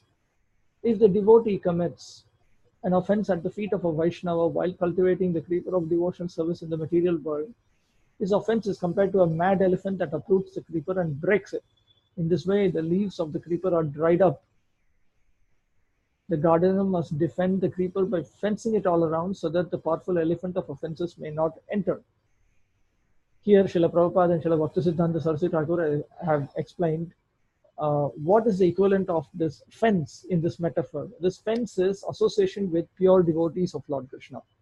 If one protects himself by taking shelter of pure devotees of Lord Krishna, the perfect pure devotees of Lord Krishna, to be more specific, then they will protect one from Vaishnava aparat, offenses to Vaishnavas. Then there are other challenges. Sometimes unwanted creepers, such as the creepers of desires for material enjoyment and liberation from the material world, grow along with the creeper of devotion service. The varieties of such unwanted creepers are unlimited. Some unnecessary creepers growing with the bhakti creeper are the creepers of behavior unacceptable for those trying to attain perfection. Diplomatic behavior, animal killing, mundane profiteering, mundane adoration, and mundane importance. All these are unwanted creepers. If one does not distinguish between the bhakti creeper and the other creepers, the sprinkling of water is misused because the other creepers are nourished while the bhakti creeper is curtailed. As soon as an intelligent devotee sees an unwanted creeper growing beside the original creeper, he must cut it down instantly. Then the real creeper, the bhakti lata, grows nicely, returns home back to Godhead, and seeks shelter under the lotus feet of Krishna. When the fruit of devotion service becomes ripe and falls down, the gardener tastes the fruit and thus takes advantage of the creeper and reaches the desired tree of the lotus feet of Krishna and Goloka Vrindavan. So this is one place where you find the description of the challenges that naturally occur to a person who is taken to the process of Krishna consciousness. There was another place, but I forgot what it was. Oh yes, the nectar of devotion tells us what to avoid. Okay, here.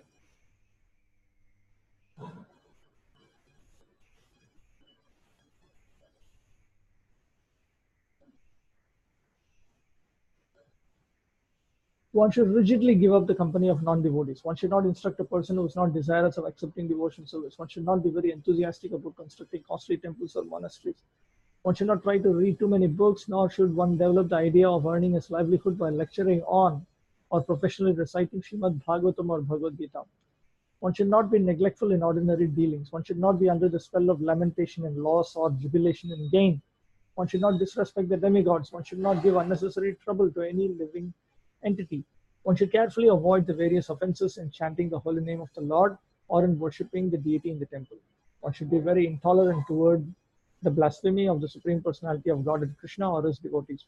So while we are engaged in the process of devotion service, Maya may attack us by inspiring us to engage in any one of these 10 activities.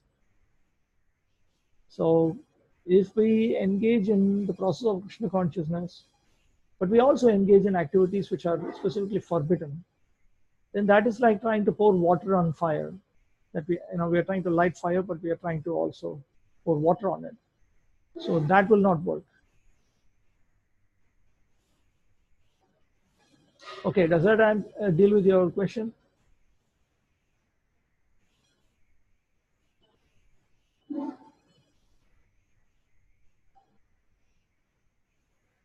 All right.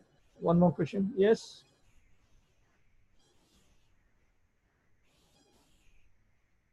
How come you don't have a mic?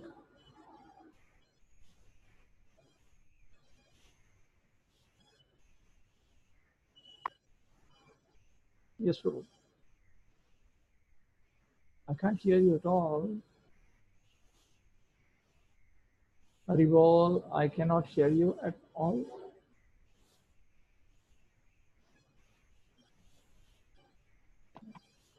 Hare Krishna. Yes, now I can hear you. Yes. Well, the question is, who have, Yeah. how do we go about that question? What is this? Your voice is breaking. Your voice is breaking.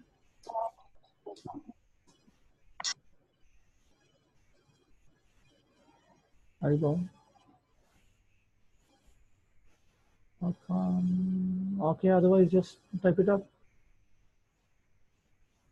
Whichever is practical for you.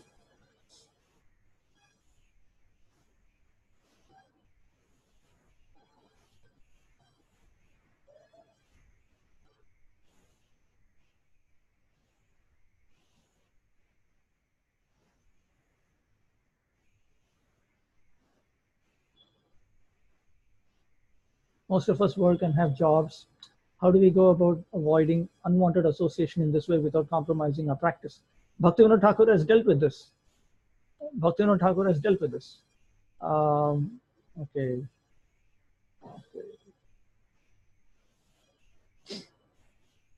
Why is this so small? Okay.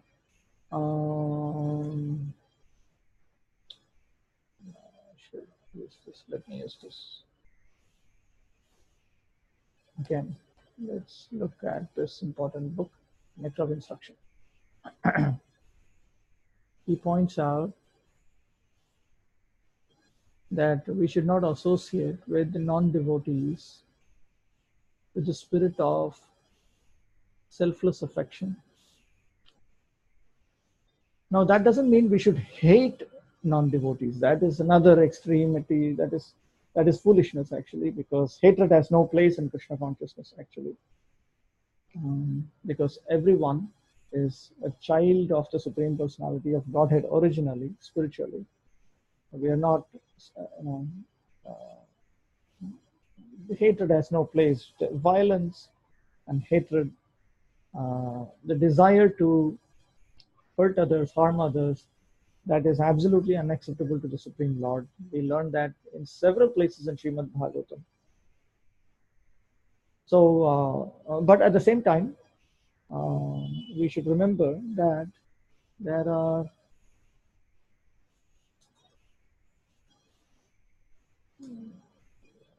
okay, wait, just give me a minute. Let's see if I have it in my hard disk.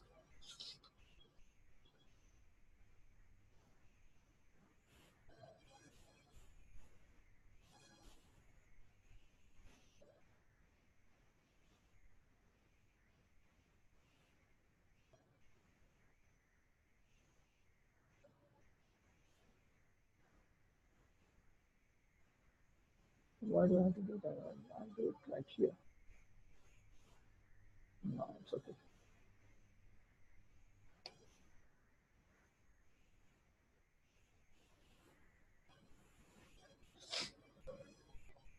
See, an intermediate devotee who's trying to practice pure devotion service to Krishna in order to attain love of Godhead. His attitude is he is trying to cultivate prema or love towards the Supreme Lord,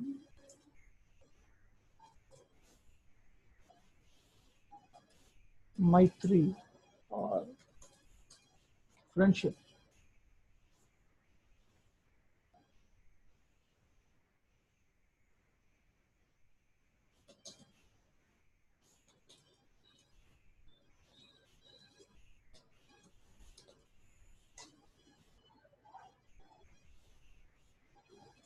Kripa, compassion towards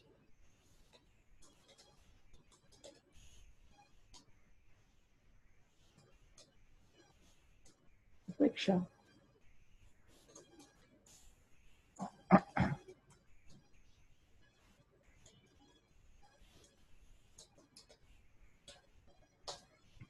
Here you notice 4 different attitudes, and all of these are actually non-negative attitudes. You don't find hatred here. Okay. So now, friendship is actually meant to be only towards Krishna's devotees. And this friendship is further referred to by Srila Bhakti-siddhanta Saraswati Thakur as uh, being taught by Rupa Goswami in text 5 of Nectar of Instruction. One should mentally honor the devotee who chants the holy name of Lord Krishna. One should offer humble obeisances to the devotee who has undergone spiritual initiation, Diksha. That is actually second initiation, and is engaged in worshipping the deity. And one should associate with and faithfully serve that pure devotee who is advanced in undeviated devotional service and whose heart is completely devoid of the propensity to criticize others. So one should maintain 3 levels of friendship towards Krishna's devotees. Compassion. One should try to help innocent non-devotees take up Krishna consciousness or engage in various activities which are favorable to devotion service to the Supreme Lord so that they can take to pure devotion service. Towards those who are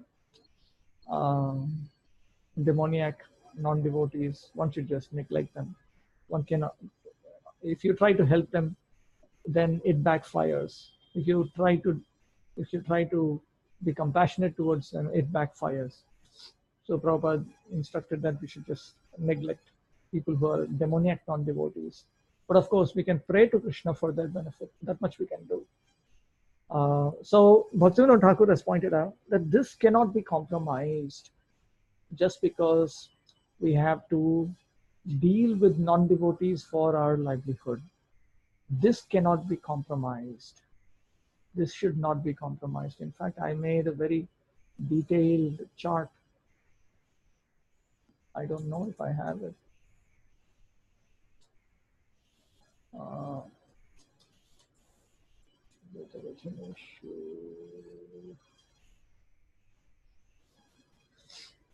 Did I do it? Yes, I did it. I did it.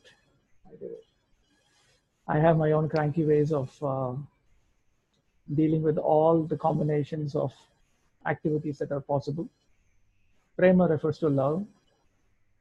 Ishvare refers to the Supreme Lord. This is actually taken from Bhagavatam 11th canto verse, that one should maintain love for the Supreme Lord, friendship towards the Lord's devotees, compassion towards the innocent non-devotees, and neglect towards demoniac non-devotees.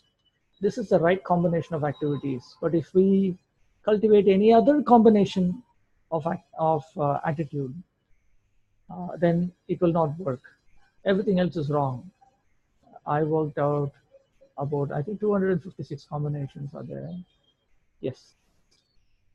For instance, one might neglect the Supreme Lord, one might be compassionate towards Krishna's devotees, one might neglect innocent non-devotees, and one might neglect the demoniac non-devotees. Or look at this. This is another strange combination. One might neglect the Supreme Lord, one might neglect Krishna's devotees, one may love innocent non-devotees, one may be compassionate towards demoniac non-devotees. These are all strange and crazy combinations. This was Bhakti-siddhanta Saraswati Thakur's method of explaining that in addition to just teaching what should be done, he also spent a lot of time teaching what should not be done in all of its various combinations.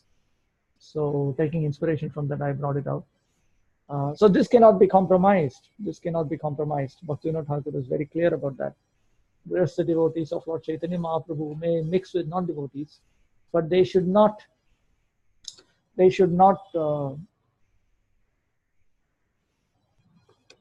miss the point even for a moment. Even for a moment. That requires extreme maturity. That requires great help. Because Lord Chaitanya Mahaprabhu's first instruction is we should avoid the association of non-devotees.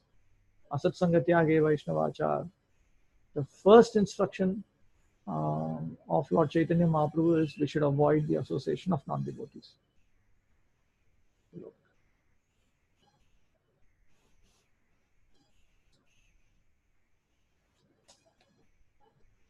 Of course, Lord Chaitanya Mahaprabhu knows very well. He himself is the supreme preacher.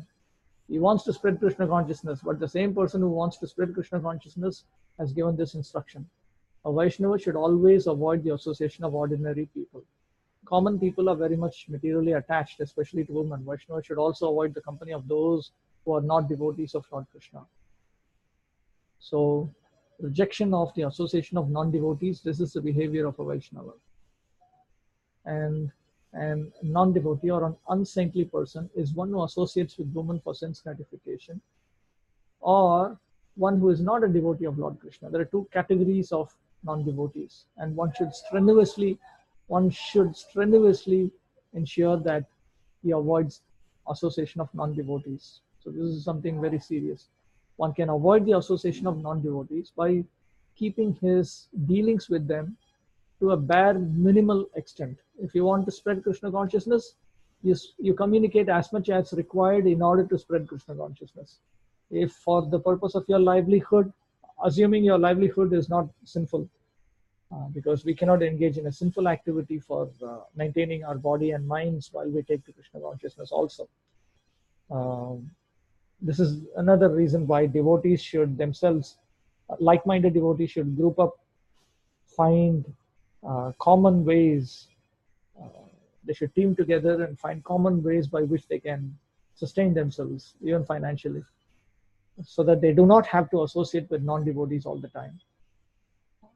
Association with non-devotees means subjecting yourself to the influence of the non-devotees. That has to be avoided under all circumstances. Propagating Krishna consciousness is strictly unidirectional. It is not bidirectional. We give Krishna consciousness to them, and we don't want to take their attitudes even a little bit. That is very, very important. It's very important. Most of the difficulties our devotees are facing is simply because of associating with non-devotees.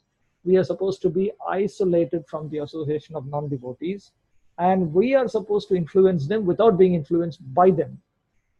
Prabhupada used to say, you have to catch fish without getting your hands wet. So that requires expert guidance. Unless and until we are able to do that, we should consult the spiritual master or other superior devotees and work out a method by which we don't get afflicted. That is very, very important. Even for our livelihood, Bhaktivinoda Thakur has written that we can associate with non-devotees simply as a formality. The problem is we want to experience this with non-devotees, and that should not be, that there's no way we can attain the perfection of Krishna consciousness if we compromise it with love or friendship or compassion towards love or friendship towards non-devotees. Compassion, okay, yes, compassion towards innocent non-devotees is fine. Neglect towards demoniac non-devotees is fine. But let us say, look at this, for instance, a love for demoniac non-devotees just because they are known to us or school friends or they're whatever.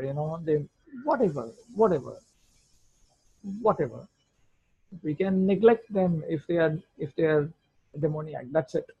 Similarly, even here, look at this. Even this is wrong. That is why Prabhupada used to say, love is for Krishna. Love is for Krishna. Important statement. Love is for Krishna. Friendship is for various grades of Vaishnavas, but love is for Krishna. We can give up, we can repose our loving propensities entirely upon Lord Krishna, because the living entity is Prakriti and Krishna is Purusha. Other living entities are also Prakriti. Other Vaishnavas are also Prakriti.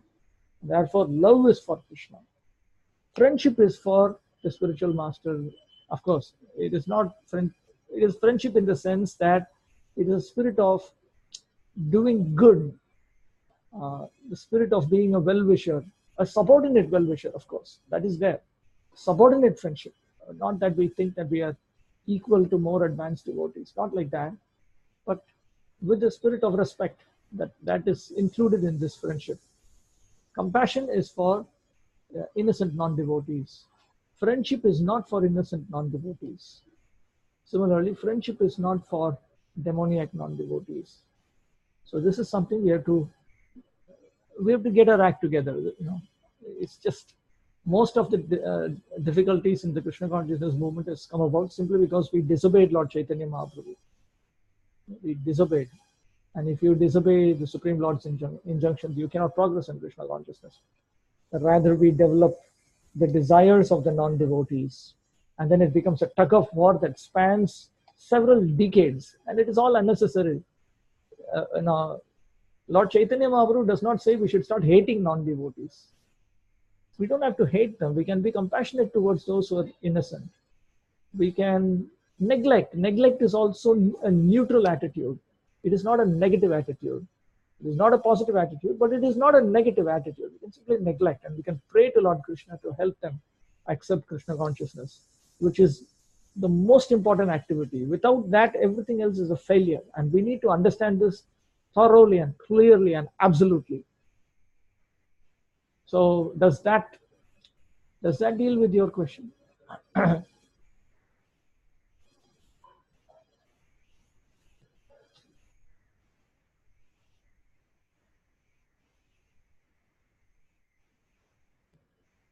All right.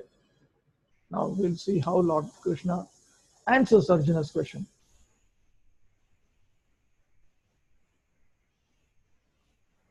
Sri Bhagavan Vacha. Partha naiveha namutra vinashastasya vidyate nahi kalyana krit kaschit durgatim tata gachati. The Supreme Personality of Godhead said, son of Pritha, a transcendentalist engaged in auspicious activities does not meet with destruction either in this world or in the spiritual world. One who does good, my friend, is never overcome by evil. Ultimately, what is good? Ultimately, progress in Krishna consciousness is good. And for a person who wants to progress from Karma Yoga in Krishna consciousness to Jnana Yoga in Krishna consciousness to Ashtanga Yoga in Krishna consciousness to Bhakti Yoga in Krishna consciousness, and then to attain love of Godhead, his endeavor to progress in Krishna consciousness is good. So he is never overcome by evil. And therefore we notice a parallel passage from Bhagavatam. If someone gives up all material prospects and takes complete shelter of the Supreme Personality of Godhead, There is no loss or degradation in any way. On the other hand, a non-devotee may fully engage in his occupational duties and yet not gain anything. A transcendentalist is supposed to give both scriptural duties and customary duties for the sake of spiritual advancement in life, Krishna consciousness. But if he doesn't mature, still there is no loss or degradation, the Bhagavatam says. He is not a loser because Krishna consciousness is never forgotten. Humanity may be divided into two sections. These two paragraphs are directly taken from Bhaktivinoda Thakur. Humanity may be divided into two sections, namely the regulated and the non-regulated. Regulated means those who accept Vedic authority. Non-regulated means those who do not accept Vedic authority. That will become clear in later chapter. That will become clear here.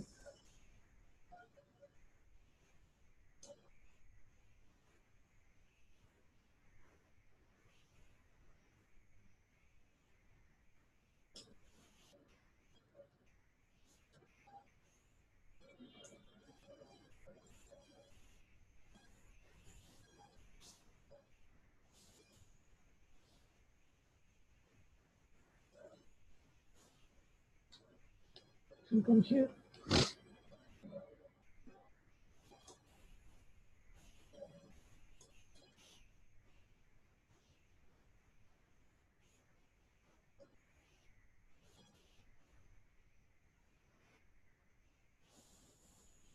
Yes.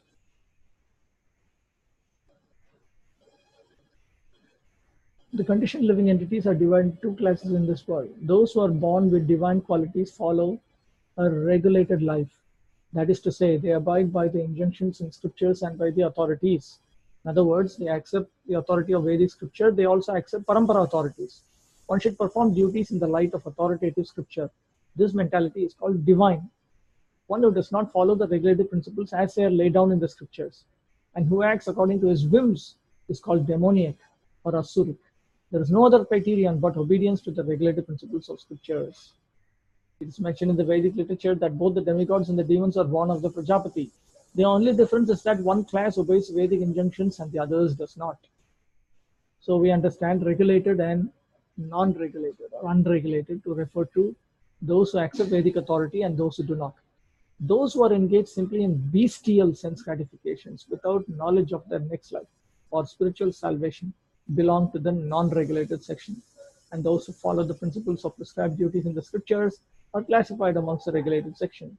The non-regulated section, both civilized and non-civilized, educated and non-educated, strong and weak, are full of animal propensities.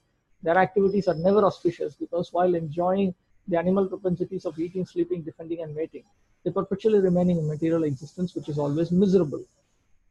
On the other hand, those who are regulated by scriptural injunctions and who thus rise gradually to Krishna consciousness certainly progress in life. They gradually rise to Krishna consciousness over many lifetimes. Those who move from Karma Yoga to Jnana Yoga to Ashtanga Yoga to Bhakti Yoga, all in Krishna consciousness, take several lifetimes. Those who skip Ashtanga Yoga do it a little faster, and those who skip Jnana Yoga can do it all in one lifetime. It is very much possible within one lifetime to rise from Karma Yoga and Krishna consciousness to Bhakti Yoga and Krishna consciousness. Now, amongst those who are on the path of auspiciousness, we have three different subtypes. The followers of scriptural rules and regulations who are enjoying material prosperity. Now, these people, they accept karma and jnana and bhakti, but they have no desire to attain liberation or love of God. That is the first category.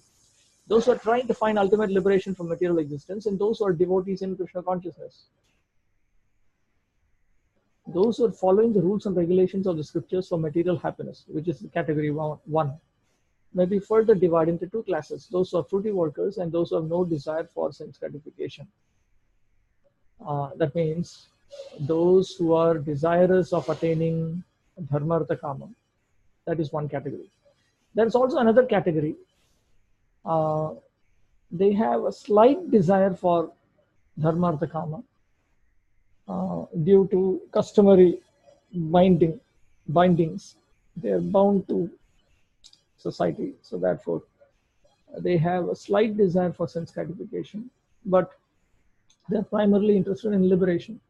So those who are after fruitive results for sense gratification may be elevated to a higher standard of life, even to the higher planets. But still, because they're not free from material existence, they are not following the truly auspicious path. The only auspicious activities are those which lead one to liberation. So it is this second group of people, those who don't desire sense enjoyment, even though they are following Varnashrama Dharma. That is these sort of people. Sorry. See, here one is following Varnashrama Dharma, but he's not doing it for sense enjoyment. He is interested in coming to the platform of pure devotion service to the Supreme Lord in order to attain love of God. So these people are auspicious. But people who are engaged in this in order to go to the heavenly planets and enjoy, and after the pious credits are exhausted, they want to continue to do this so that again they can go to the heavenly planets and enjoy, and so on and so on and so on. They are called karmakandis. Whereas if the same person is instead interested in extending his ambition towards attainment of pure devotion service, he is not called a karmakandi, even though externally he may appear to be involved currently in the same sort of activities, because his internal ambition is different. So those who seek liberation and who accept Vedic authority, they are the ones who are said to be engaged in auspicious activity. And anyone who has taken to such auspicious activities, he will certainly progress, even if he gives up in the middle, because the Eightfold Yoga system is directed toward the ultimate realization of Krishna consciousness. Such practice is also auspicious, and no one who's trying his best in this matter need fear degradation. So even a person who has taken to Karma Yoga, Jnana Yoga, and Ashtanga Yoga in order to come to Bhakti Yoga, and in order to attain love of God, and if he falls away from Ashtanga Yoga and Krishna consciousness, such a person is also understood to be engaged in auspicious activities. And no one who's trying his best to upgrade himself from Ashtanga Yoga and Krishna consciousness to Bhakti Yoga and Krishna consciousness, he should not fear degradation. He should not think that he is going to be thrown back. Prapya punya kritam lokan ushitva shashvati sama shuchinam shrimatam gehe yoga bhrashto bhijayate. The unsuccessful yogi, after many, many years of enjoyment on the planets of the pious living entities, is born into a family of righteous people or into a family of rich aristocracy. The unsuccessful yogis are divided into two classes. One has fallen after very little progress, and one has fallen after long practice of yoga. So if one makes very little progress in Krishna consciousness, then he is thrown into the heavenly planets where he can enjoy sense enjoyment. And after prolonged life there, then he comes to this planet in order to take birth in Brahmana Vaishnava family or in the family of aristocratic merchants, rich families, affluent families. Now, the person who fell away after very little progress has a lot of desire for sense enjoyment within the boundaries of Vedic Dharma. Whereas a person who had progressed in Krishna consciousness much more, he's relatively much more mature. He is not, his desire for sense enjoyment is largely reduced and curtailed. So correspondingly, the person who has more desire for sense enjoyment is allowed to go to the heavenly planets and enjoy life. And then he is given an opportunity to come to Krishna consciousness in the mode of goodness. And then these people, they can progress further. Those who are born in such families may take advantage of the facilities and try to elevate themselves to full Krishna consciousness. Now, in his explanation to the first canto of Srimad Bhagavatam, Prabhupada has explained, why does Lord Krishna say that these people are born in such families, Brahmana families or aristocratic merchant families. Prabhupada explains that that is because he does not want them to worry about livelihood. If he is in the mode of goodness, he's given birth in a righteous Brahmana Vaishnava family. So his mode of goodness is cultivated more and more and more, and he will not be obsessed with the desire for economic development, money making. But if he does have such desires, he's just given birth in a rich family. See, this is a much easier way of enjoying economic comfort instead of trying to work hard to become like Bill Gates within one lifetime. If one follows the methodology of the Vedic scriptures, in his next life, he's born in a very rich family and automatically he's rich. That's all. He's just rich. Since birth, he's rich. And he doesn't have to worry about his maintenance so that he can put his focus on Krishna consciousness. Prabhupada explains that in his first canto explanation. Athava yoginam eva kule bhoti dhimatam etadhi dhurlabhataram loke janma yad idrisham. Or if unsuccessful after a long practice of yoga, he takes his birth in a family of transcendentalists who are surely great in wisdom. Certainly such a birth is rare in this world. So to be born in an Acharya family, families that are very learned and devoted by tradition and training, to such an extent that they produce qualified, genuine spiritual masters, generation after generation. That sort of birth is very, very rare. In India, there are many such Acharya families, but they have now degenerated due to insufficient education and training. By the grace of the Lord, there are still families that foster transcendentalists generation after generation. It is certainly very fortunate to take birth in such families. Fortunately, both our spiritual master, Om Vishnupad Sri Srimad Bhakti-siddhanta Saraswati Goswami Maharaj, and our humble self, had the opportunity to take birth in such families by the grace of the Lord. And both of us were trained in the devotions of the Lord from the very beginning of our lives. Later on, we met by the order of the transcendental system. Now here, it is clear that Prabhupada's birth has been compared to Bhaktisiddhanta Saraswati Thakur's birth. This is a clear indication that Prabhupada was as liberated as Bhaktisiddhanta Saraswati Thakur himself. Bhaktisiddhanta Saraswati was a liberated soul from the spiritual world. He was born to a pure devotee father. Prabhupada also was born to such a pure devotee father.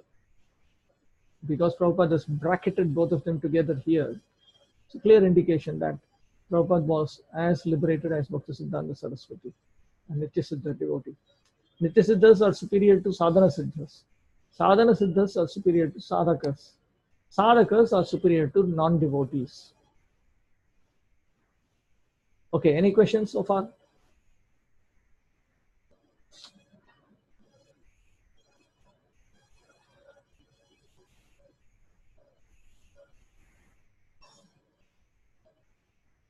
All right. Tatratam buddhi samyogam labhate paurva dehikam yadate chatato bhuya samsiddhu kurunandana. On taking such a birth, he revives the divine consciousness of his previous life. And he again tries to make further progress in order to achieve complete success, a son of Kuru. This is the result of having had an auspicious birth. He tries to revive what was suspended. Srila Vishwanath Chakravarti Thakur gives the example of Adi Bharata, and Prabhupada is also following suit. King Bharata, who took his third birth in the family of a good Brahmana, is an example of good birth for the revival of previous transcendental consciousness. King Bharata was the emperor of the world, and since his time, this planet has been known amongst the demigods as Bharatavarsha. The emperor at an early age retired for spiritual perfection but failed to achieve success. In fact, the emperor, he gave up his young wife, children, and his kingdom in order to take up the Yuga Dharma for that age, in order to attain the highest perfection of Krishna consciousness. Even at that time, this was in Treta Yuga or Satya Yuga. in his neck, but he missed it because he became too attached to a deer. There was a deer who was just born, and the deer's mother had died, all in front of Bharata's eyes when he had gone to take bath in a river. So then he started taking care of the deer, and finally he became deer conscious, forgot his Krishna consciousness, and therefore he had to he had to in his next life take birth in the family of in the species of a deer. And then but he remembered that I missed it. I could have become perfect in spiritual life, but I missed it because of my unnecessary attraction to a deer. I had to take birth as a deer, because at the last moment he remembered the deer. He didn't remember the Supreme Lord. So next life he had to take birth as a deer, but he remembered his previous life. And therefore, as a deer, he would go next to an ashrama where the sages were absorbed in devotional service to the Supreme Lord. And then when that deer died in his next birth, he was born in the family of a good Brahmana and was known as Jada Bharata, because he always remained secluded, did not talk to anyone. He was inert. Jada means inert. And later on, he was discovered as the greatest transcendentalist by the king at that time, King Rahugana. This occupies a major portion of the 5th canto of Srimad Bhagavatam.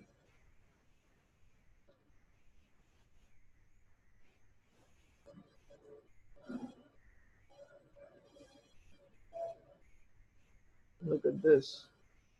Chapters 7, 8, 9, 10, 11, 12, 13, 14, all of this. 8 chapters.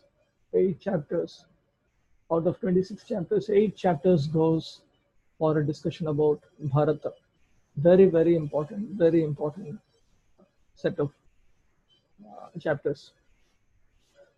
So, Srila Vishwanath Chakravarti Thakur points out in that regard that one should not be unnecessarily compassionate or materially compassionate. One should only cultivate spiritual compassion. Specifically, after one has given up family life and accepted the life of a separated Vanaprastha. He has accepted Vanaprastha phase 2, which is almost the equivalent of sannyas.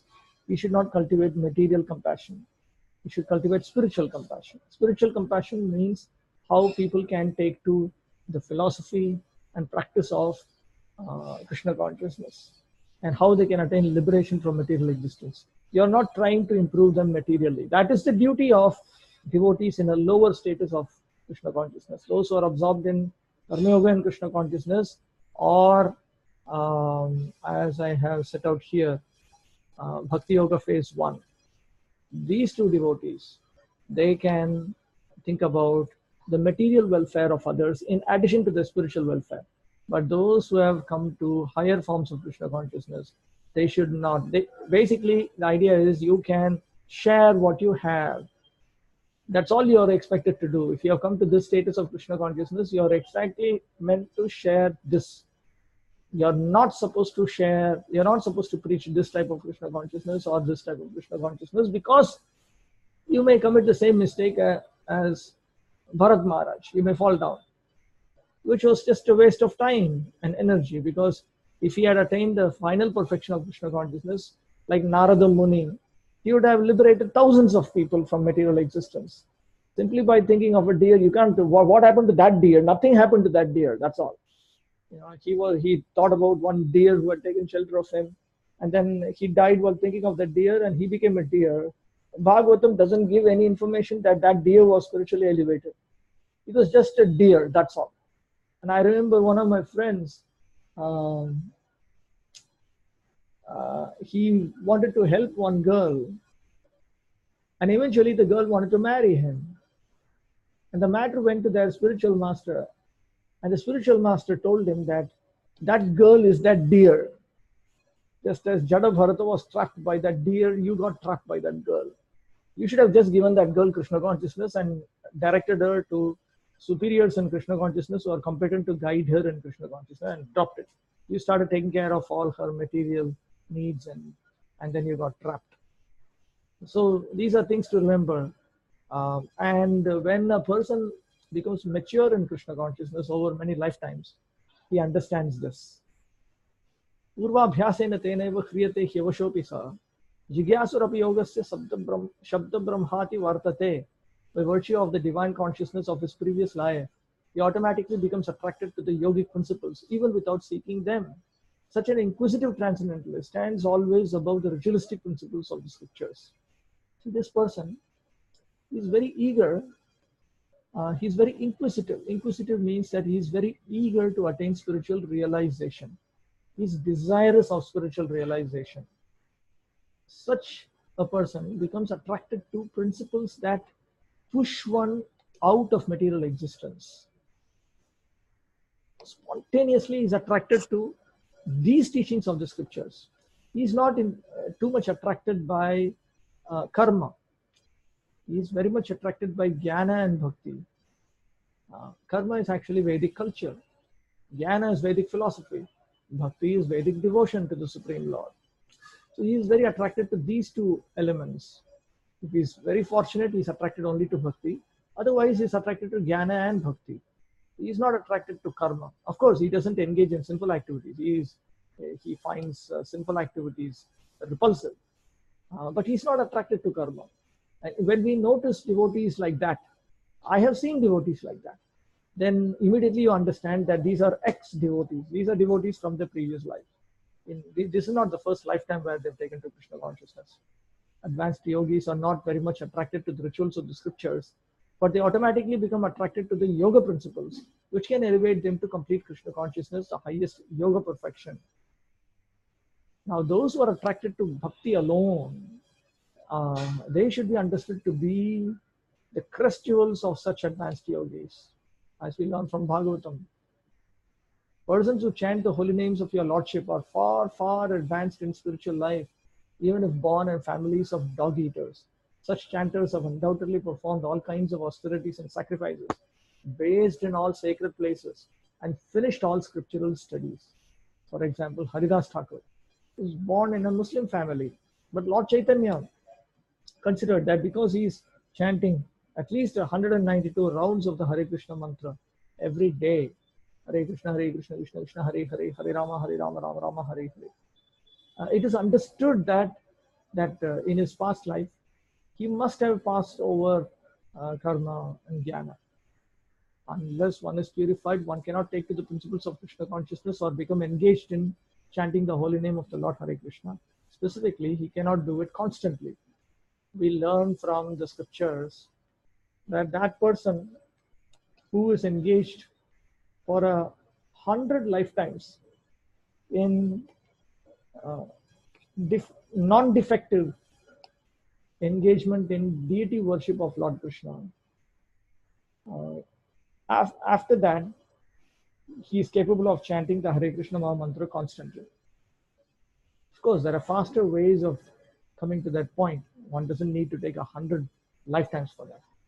If he somehow or other satisfies perfect pure devotees of Krishna, then they can just grant him that. They just need to pray to Krishna, my Lord Krishna, please grant this person a taste for constant chanting of your holy names. But one needs to satisfy the predecessor acharyas who are nitya siddhas, who are eternally liberated souls. It doesn't matter whether they are manifested to our sense perception or not, but one should pray to them and one should satisfy them. Then it is rapid, otherwise it takes quite some time. Prayatnad yatamanastu yogi samshuddha kilbishaha aneka janma samsiddha sato yati paramgatim. And when the yogi engages himself with sincere endeavor in making further progress, being washed of all contaminations, then ultimately achieving perfection after many, many births of practice, he attains the supreme goal. So he becomes conscious, specifically when he's born in a righteous family, aristocratic family, or an acharya family, a sacred family. Very quickly he gets to know that he needs to progress. He needs to move forward. He had taken up a task which he dropped off. Now he needs to complete that. He needs to decontaminate himself. So then he engages in Krishna consciousness more and more until he comes to the status of pure Krishna consciousness. Pure Krishna consciousness is achieved when one is absolutely freed from all contamination. Contamination refers to sinful reactions. When we engage in a sinful activity, not only do we have to experience a negative consequence of being punished, we also have to experience the effect of that sinful activity in the form of an impression of that sinful activity. There is something like a desire for that sinful activity which is still impressed upon the subtle body. And therefore, sometimes we notice that when we take to Krishna consciousness, sometimes we experience some strange impression for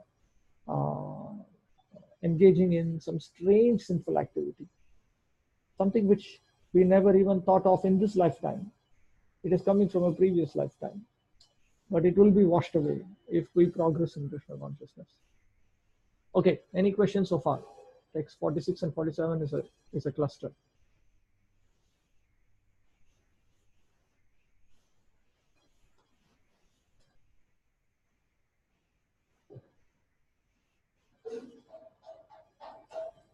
All right. तपस्विभ्योऽधिको योगी ज्ञानिभ्योऽपि मतोऽधिकः कर्मेभ्यश्चाधिको योगी तस्माद् योगी भवार्जुन. A yogi is greater than the ascetic, tapasvi,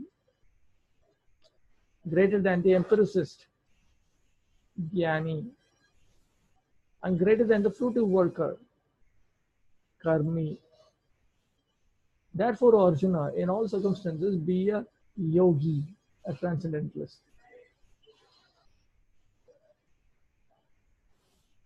When we speak of yoga, we refer to linking our consciousness with the supreme absolute truth. When he says be a yogi, what does he mean?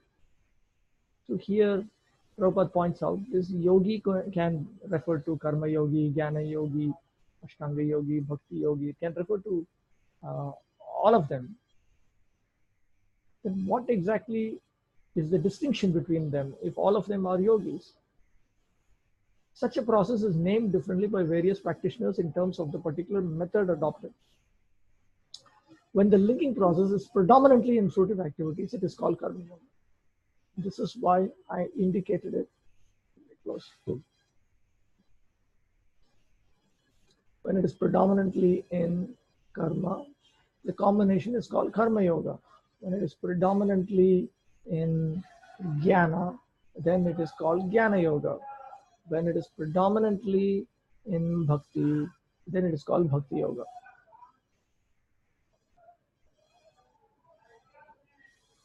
When it is predominantly empirical, it is called jnana yoga. When it is predominantly in a devotional relationship with the Supreme Lord, it is called bhakti yoga.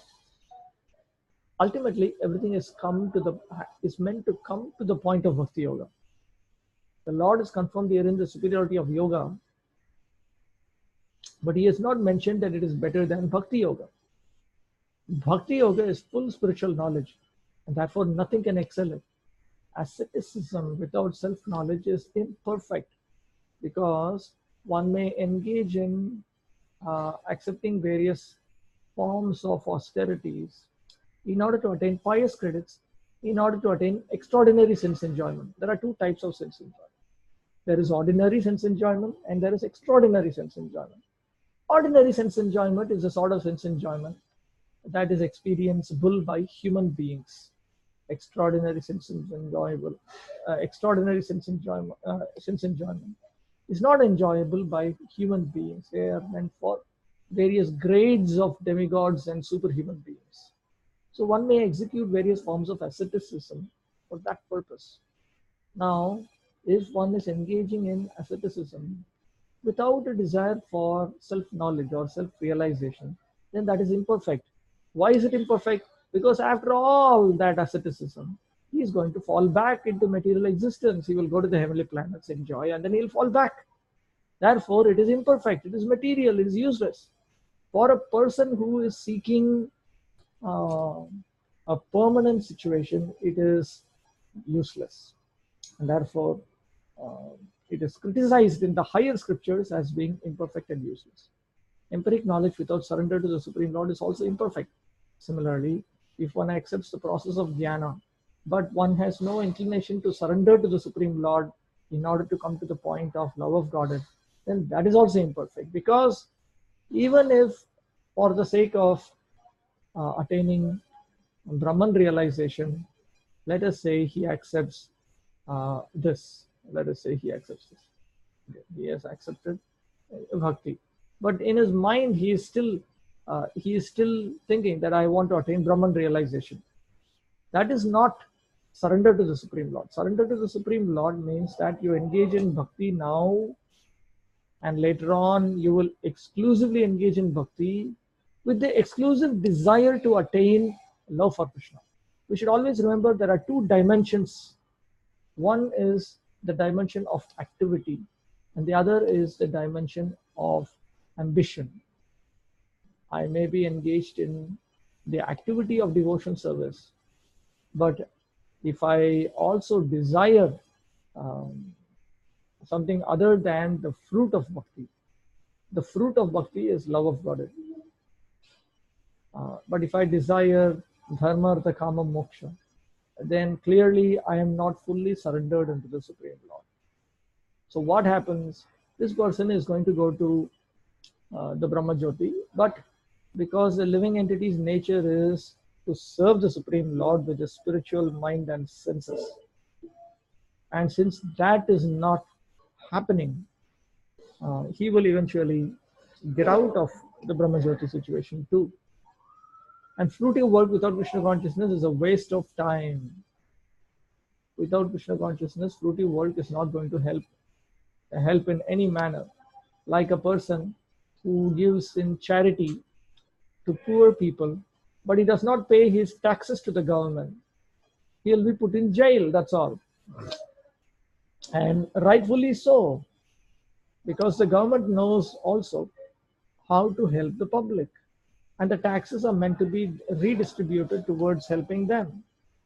Similarly, if I'm interested in materialistic activities, but I have no desire to engage in Krishna consciousness, that is also similarly a waste of time. It is unproductive.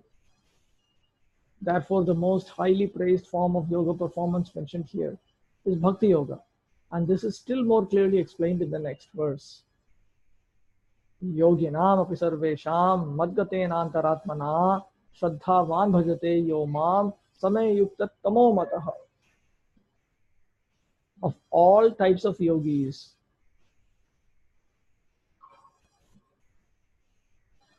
the one in full faith,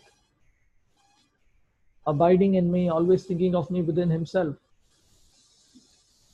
rendering transcendental loving service to me, the Supreme Lord, he is considered by me to be the greatest yogi. And of all yogis, the one with great faith, who always abides in me, thinks of me within himself, and renders transcendental loving service to me. He is the most intimately united. He is the one. Okay, he is the most intimately united with me in yoga. It is the highest of all. That is my opinion. Now here, notice the word bhajate. Bhajate. Bhajate means to render service. Bhajate does not mean to worship. The English word worship cannot be used in the same sense as bhaj. Worship means to adore or to show respect and honor to the worthy one. But service with love and faith is especially meant for the Supreme Personality of Godhead. One can avoid worshipping a respectable man or a demigod and may be called discourteous, but one cannot avoid serving the Supreme Lord without being thoroughly condemned, as stated in the 11th canto. Anyone who does not render service and neglects his duty unto the primeval Lord, who is the source of all living entities, will certainly fall down from his constitutional position.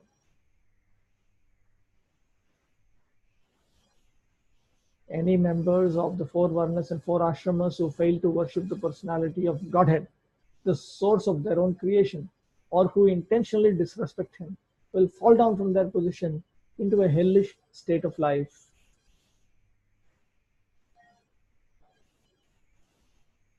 those who foolishly do not inquire into the position of the personality of Godhead, as well as those who disrespect the Lord in spite of having heard of his transcendental position, will certainly fall down from the Varnashrama Dharma system as described by the words Thanadhrishta. The word Patantyada indicate that one who falls from the Varnashrama system will have no means of avoiding sinful activities, nor will such a person receive any credit for performing sacrifice, and he will gradually sink down into lower and lower species of life in hellish conditions. The idea is this: if you're engaged in your varnic activity, ashramic activity, but you fail to engage in the activities of bhakti, varna dharma, ashrama dharma are within the category of karma, but you fail to engage in the process of bhakti, then you will not receive any credit for the karma that you have engaged in. One will in fact be punished. Lord Chaitanya Mahaprabhu has explained this.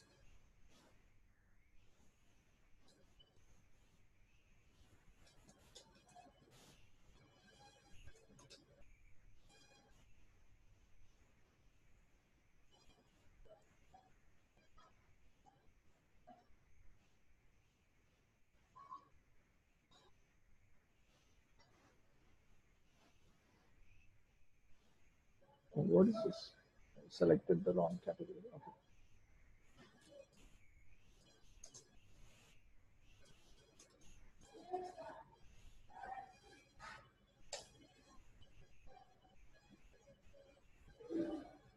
चारि वर्णाश्रमी यदि कृष्ण नहीं भाजे भजे स्वधर्म करिते से रौरवे पड़ी मजे.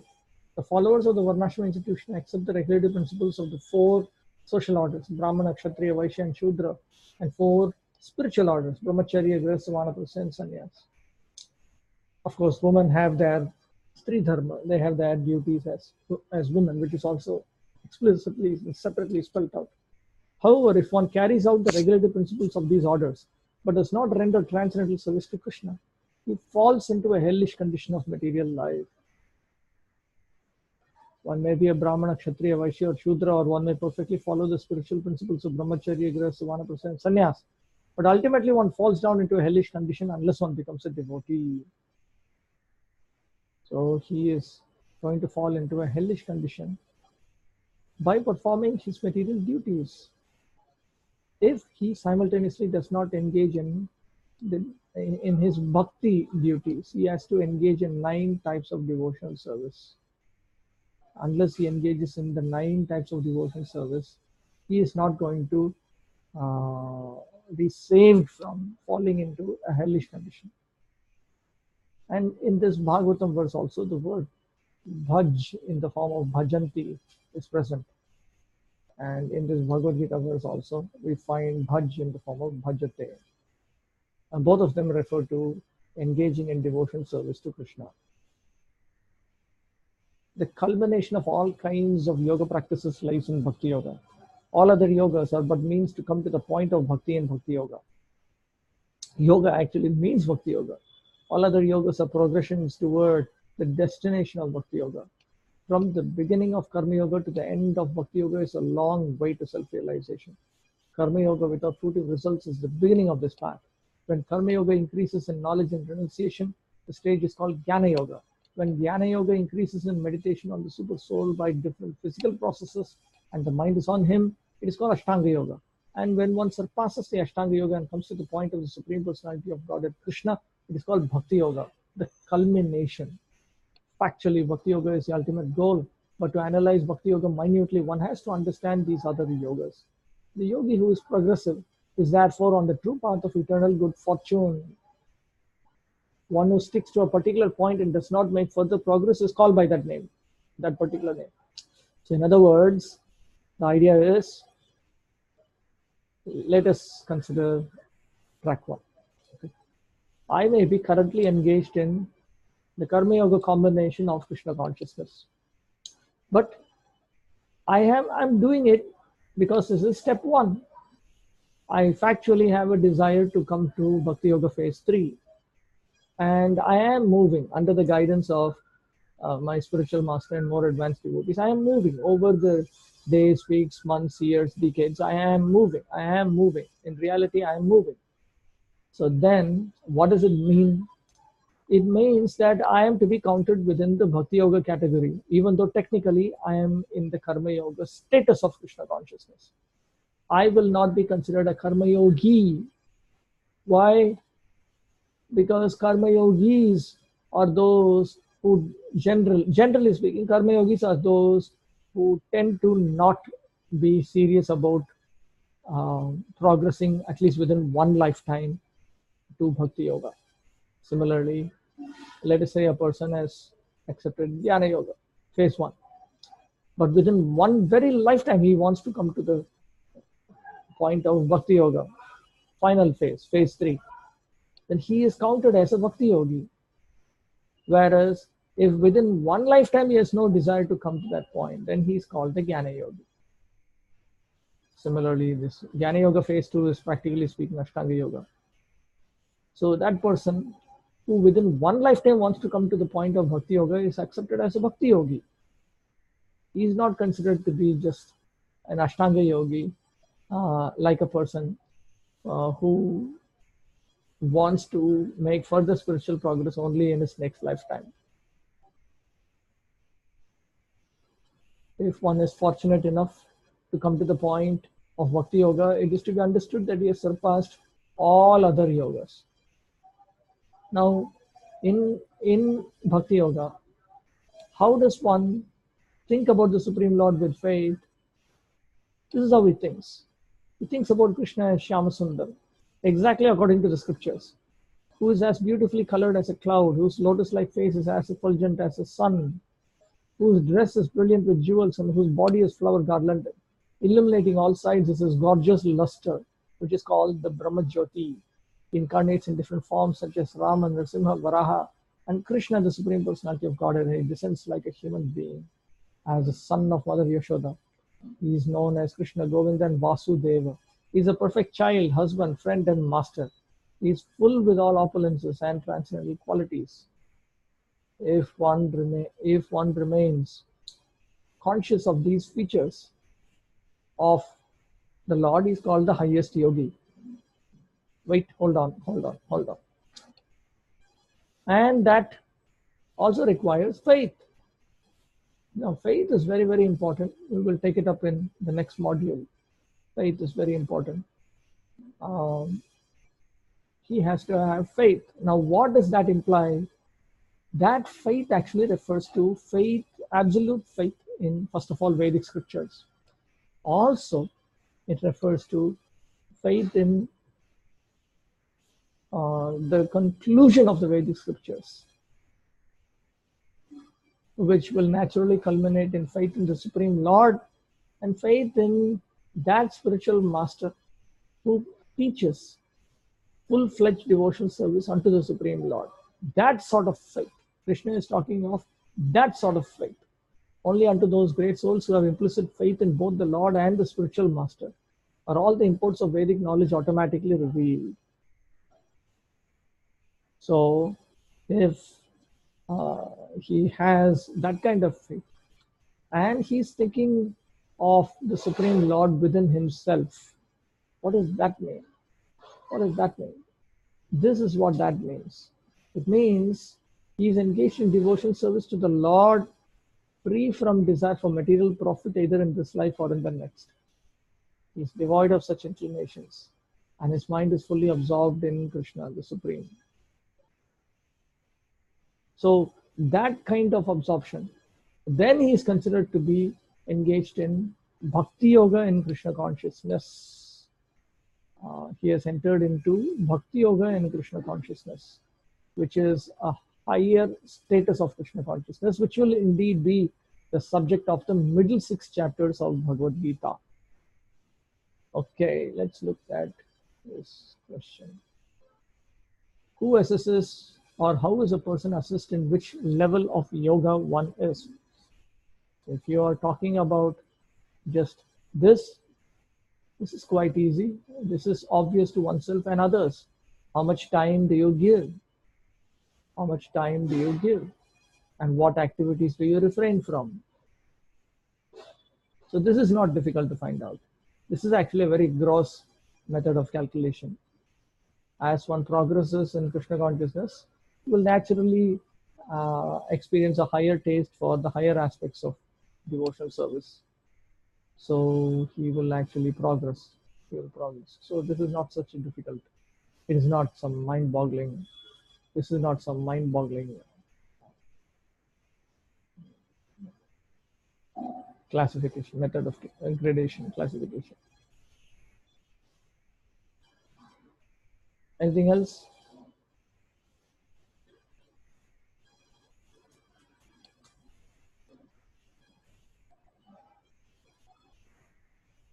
Everyone should aspire to be in Bhakti Yoga in this lifetime, which you mentioned to be already very tough. It is not very tough. As we progress in Krishna consciousness becomes in fact easier and easier and easier. I have experienced this in my own life. In fact, when you regress in Krishna consciousness, it becomes more and more difficult. Krishna consciousness is actually easier and easier and easier when you progress. It is not. It is just the opposite. It's just a mental concoction. As you increase your engagement in the top 5 activities of Bhakti Yoga, then you lose a desire for sinful activities initially, and then one gives up sinful activities, and eventually one also gives up sinless material activities also. But one has to focus on the top 5 activities of devotional service. Remember that, the top 5 activities of devotional service. When one focuses on the top 5 activities of devotional service, then he can progress rapidly. Most of the time, we don't happen to be focusing on the top 5 activities of devotional service, or we are not avoiding the offenses in devotional service. We just have to execute Krishna consciousness carefully. Krishna is more eager than us to award us the benefit of Krishna consciousness. So we should not unnecessarily delay.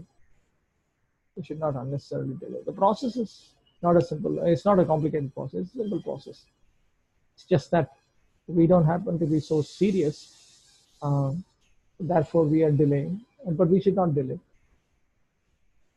The other aspects of yoga system is more and hard to follow. Bhakti Yoga is the most easiest. Without even knowing, we will be breezing at rocket speed in Bhakti Yoga. Yes, it's a fact. It is a fact. But we should also remember that when we progress in Krishna consciousness, certain characteristics are manifested, and we should keep checking periodically whether these characteristics are being manifested or not. Rupa Goswami summarizes 9 characteristics, externally verifiable characteristics, and he also describes it in this chapter. When we come to Nectar of Devotion, we can see it. Character of one and ecstatic love. He's always anxious to utilize his time in the devotion service of the Lord. He does not like to be idle. He wants service always 24 hours a day without deviation. He's always reserved and perseverant. He's always detached from all material attraction. He does not long for any material respect in return for his activities. He's always certain that Krishna will bestow his mercy upon him.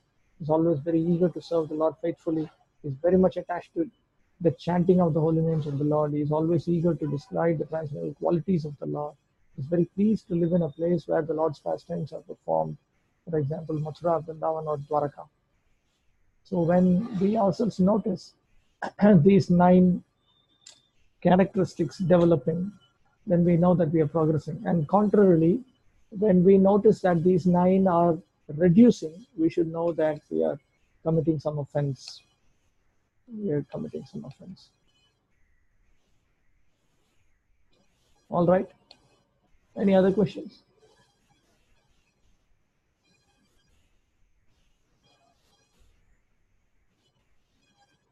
Any other questions?